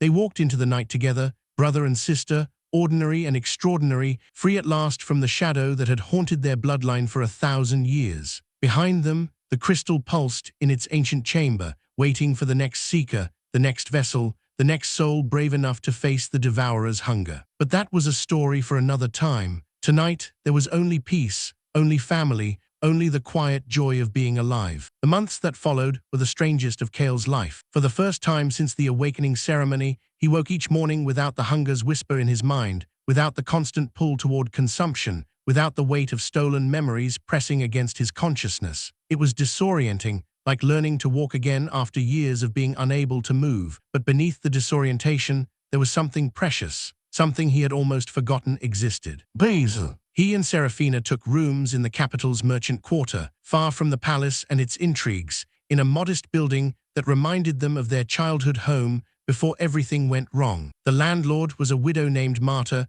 whose husband had died in the border wars, leaving her with more space than she needed and more loneliness than she could bear. She welcomed them like the children she had never had, feeding them hearty meals and fussing over their health with maternal concern that made them both uncomfortable and grateful in equal measure. Kael found work at a blacksmith's forge, his hands remembering skills he hadn't used since his training days before the awakening. The work was honest and exhausting, leaving him too tired at night to dwell on the emptiness where the hunger used to live. His employer, a grizzled veteran named Torvin, who had lost an arm in the same wars that claimed Marta's husband, asked no questions about his past and demanded only that he show up on time and work hard. It was the simplest relationship Kael had ever had with anyone, and he treasured it. Seraphina, meanwhile, had found her own path. The king had kept his word. She had access to the palace archives, to tutors in history and strategy, to the kind of education that had been denied to women of noble birth. She spent her days studying, learning, growing into the person she had always wanted to become. At night, she shared her discoveries with Kael over Marta's cooking, her eyes bright with enthusiasm that reminded him of the sister he had protected through so many dark years. The Consumption Bloodline isn't unique, she told him one evening, spreading documents across the table. There are records of similar powers throughout history, not identical, but related. The Devourer touched many bloodlines before ours, left marks on civilizations that rose and fell while the Empire was still young. Kael studied the documents, seeing patterns he might have noticed before when the hunger still clouded his perception. So we're not special. We're just the latest in a long line of people the Devourer tried to use. Tried and failed. Seraphina's voice held fierce pride. You broke free. That's more than anyone else in these records managed. Most of them, she pointed to faded names and dates. Most of them either died fighting the hunger or were consumed by it completely. You're the first to walk away. Kael thought about that, about the weight of what he had done. The hunger had been part of him for so long that its absence still felt like a missing limb. But he didn't regret letting it go, didn't regret choosing humanity over power. What about the others? The ones who were consumed completely, what happened to them? Seraphina's expression darkened. They became vessels. The Devourer used them to spread its influence, to create cults and conflicts, to weaken the barriers that keep it imprisoned. Some of those cults still exist, waiting for their god's return. She shuffled through the documents, pulling out a map marked with locations. There are at least a dozen active cells within the Empire's borders, probably more that we haven't found. Kael studied the map, feeling the old instincts stir, the need to act, to fight, to protect. But those instincts were different now, untainted by hunger. They came from choice rather than compulsion. The king knows about these, of course, but he's limited in how he can respond. Direct action would draw attention, create martyrs, maybe even accelerate the Devourer's awakening. Seraphina met his eyes. He needs deniable assets, people who can move without being traced, strike without being identified. And you're suggesting? I'm suggesting nothing, she smiled slightly. I'm simply sharing information with my brother, who happens to be a blacksmith now, with no connection to his former life. If that blacksmith chose to take a journey, to visit some of these locations, to see what he might find, she shrugged. That would be his choice entirely. Kael laughed, a genuine laugh, surprised out of him by his sister's audacity. You're plotting. You're actually plotting to send me on a secret mission. I'm sharing information. What you do with it is your own business. But her eyes sparkled with mischief. Besides, Torvin mentioned he's been thinking of expanding his business, opening a second forge in one of the eastern provinces. He might need someone to scout locations, to assess the market. Kael shook his head slowly, marveling at the woman his sister had become. The king trained you well. The king gave me resources, I trained myself. She leaned forward, her expression growing serious.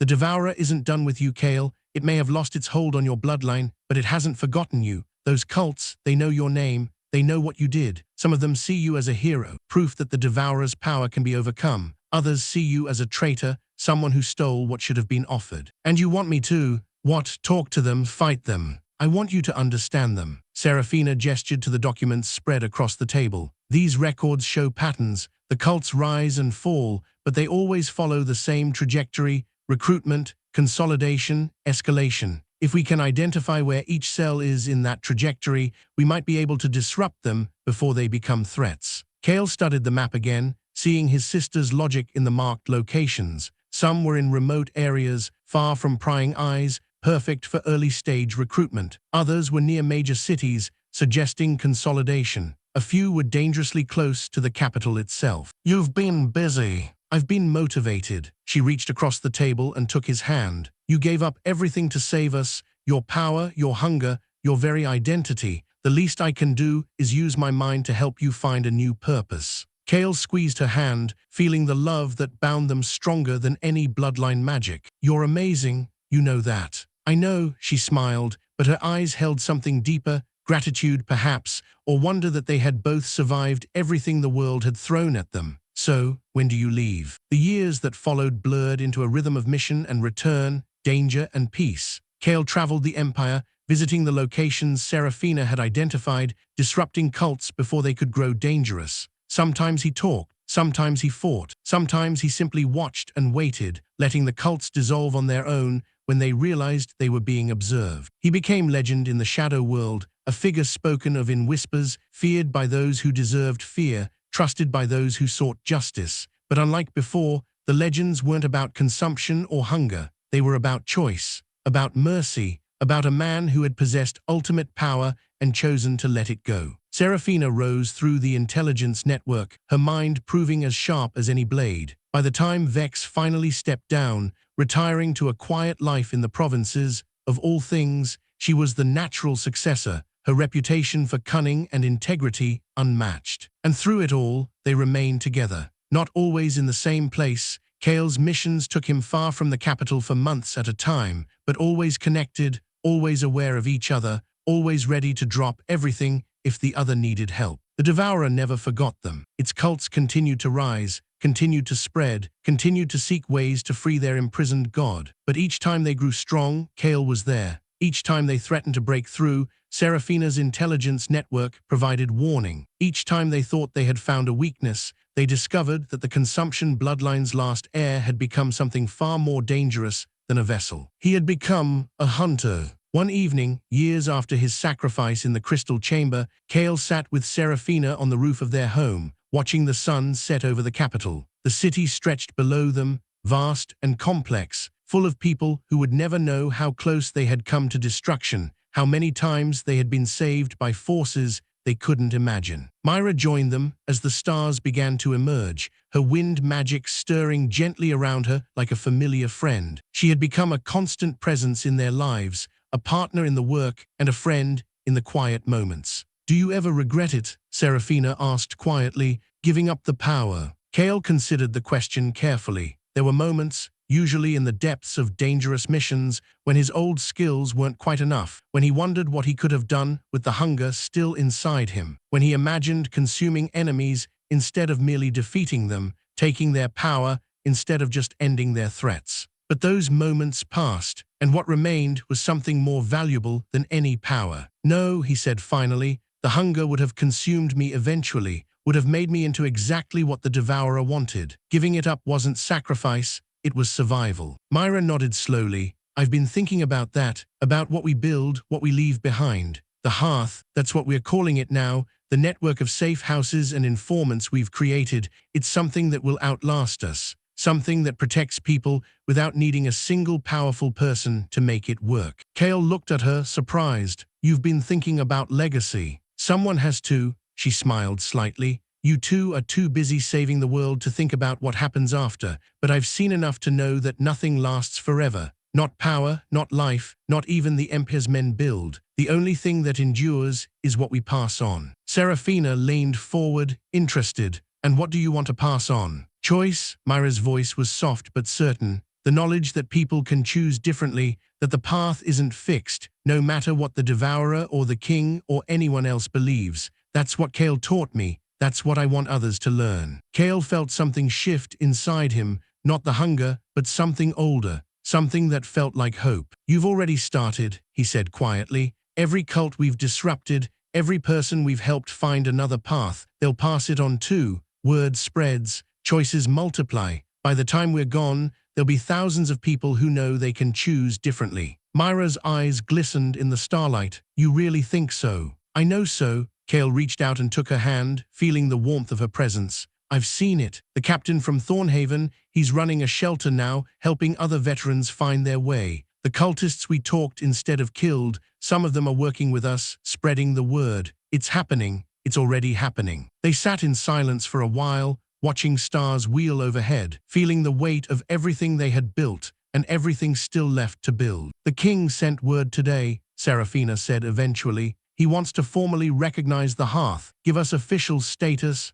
resources, protection. Kael raised an eyebrow. After all these years, why now? He's getting older, thinking about legacy maybe. She shrugged. I told him we'd consider it. And will we? Seraphina looked at him, then at Myra, then back at the stars. I think, maybe, not because we need his recognition, but because it would help. Official status means we can protect more people, reach more places, build more safe houses. It's a tool like any other. We can use it without being used by it. Kael nodded slowly. You've thought about this. I've had time, she smiled. Besides, someone needs to think about the future. You two are too busy being legends. Myra laughed, the sound bright in the darkness. Legends, is that what we are? According to the reports, Seraphina's voice held amusement. The cursed boy who chose to be human, the wind mage who stands beside him, the strategist who built an empire of shadows, we are famous. Kael shook his head slowly. I never wanted to be famous.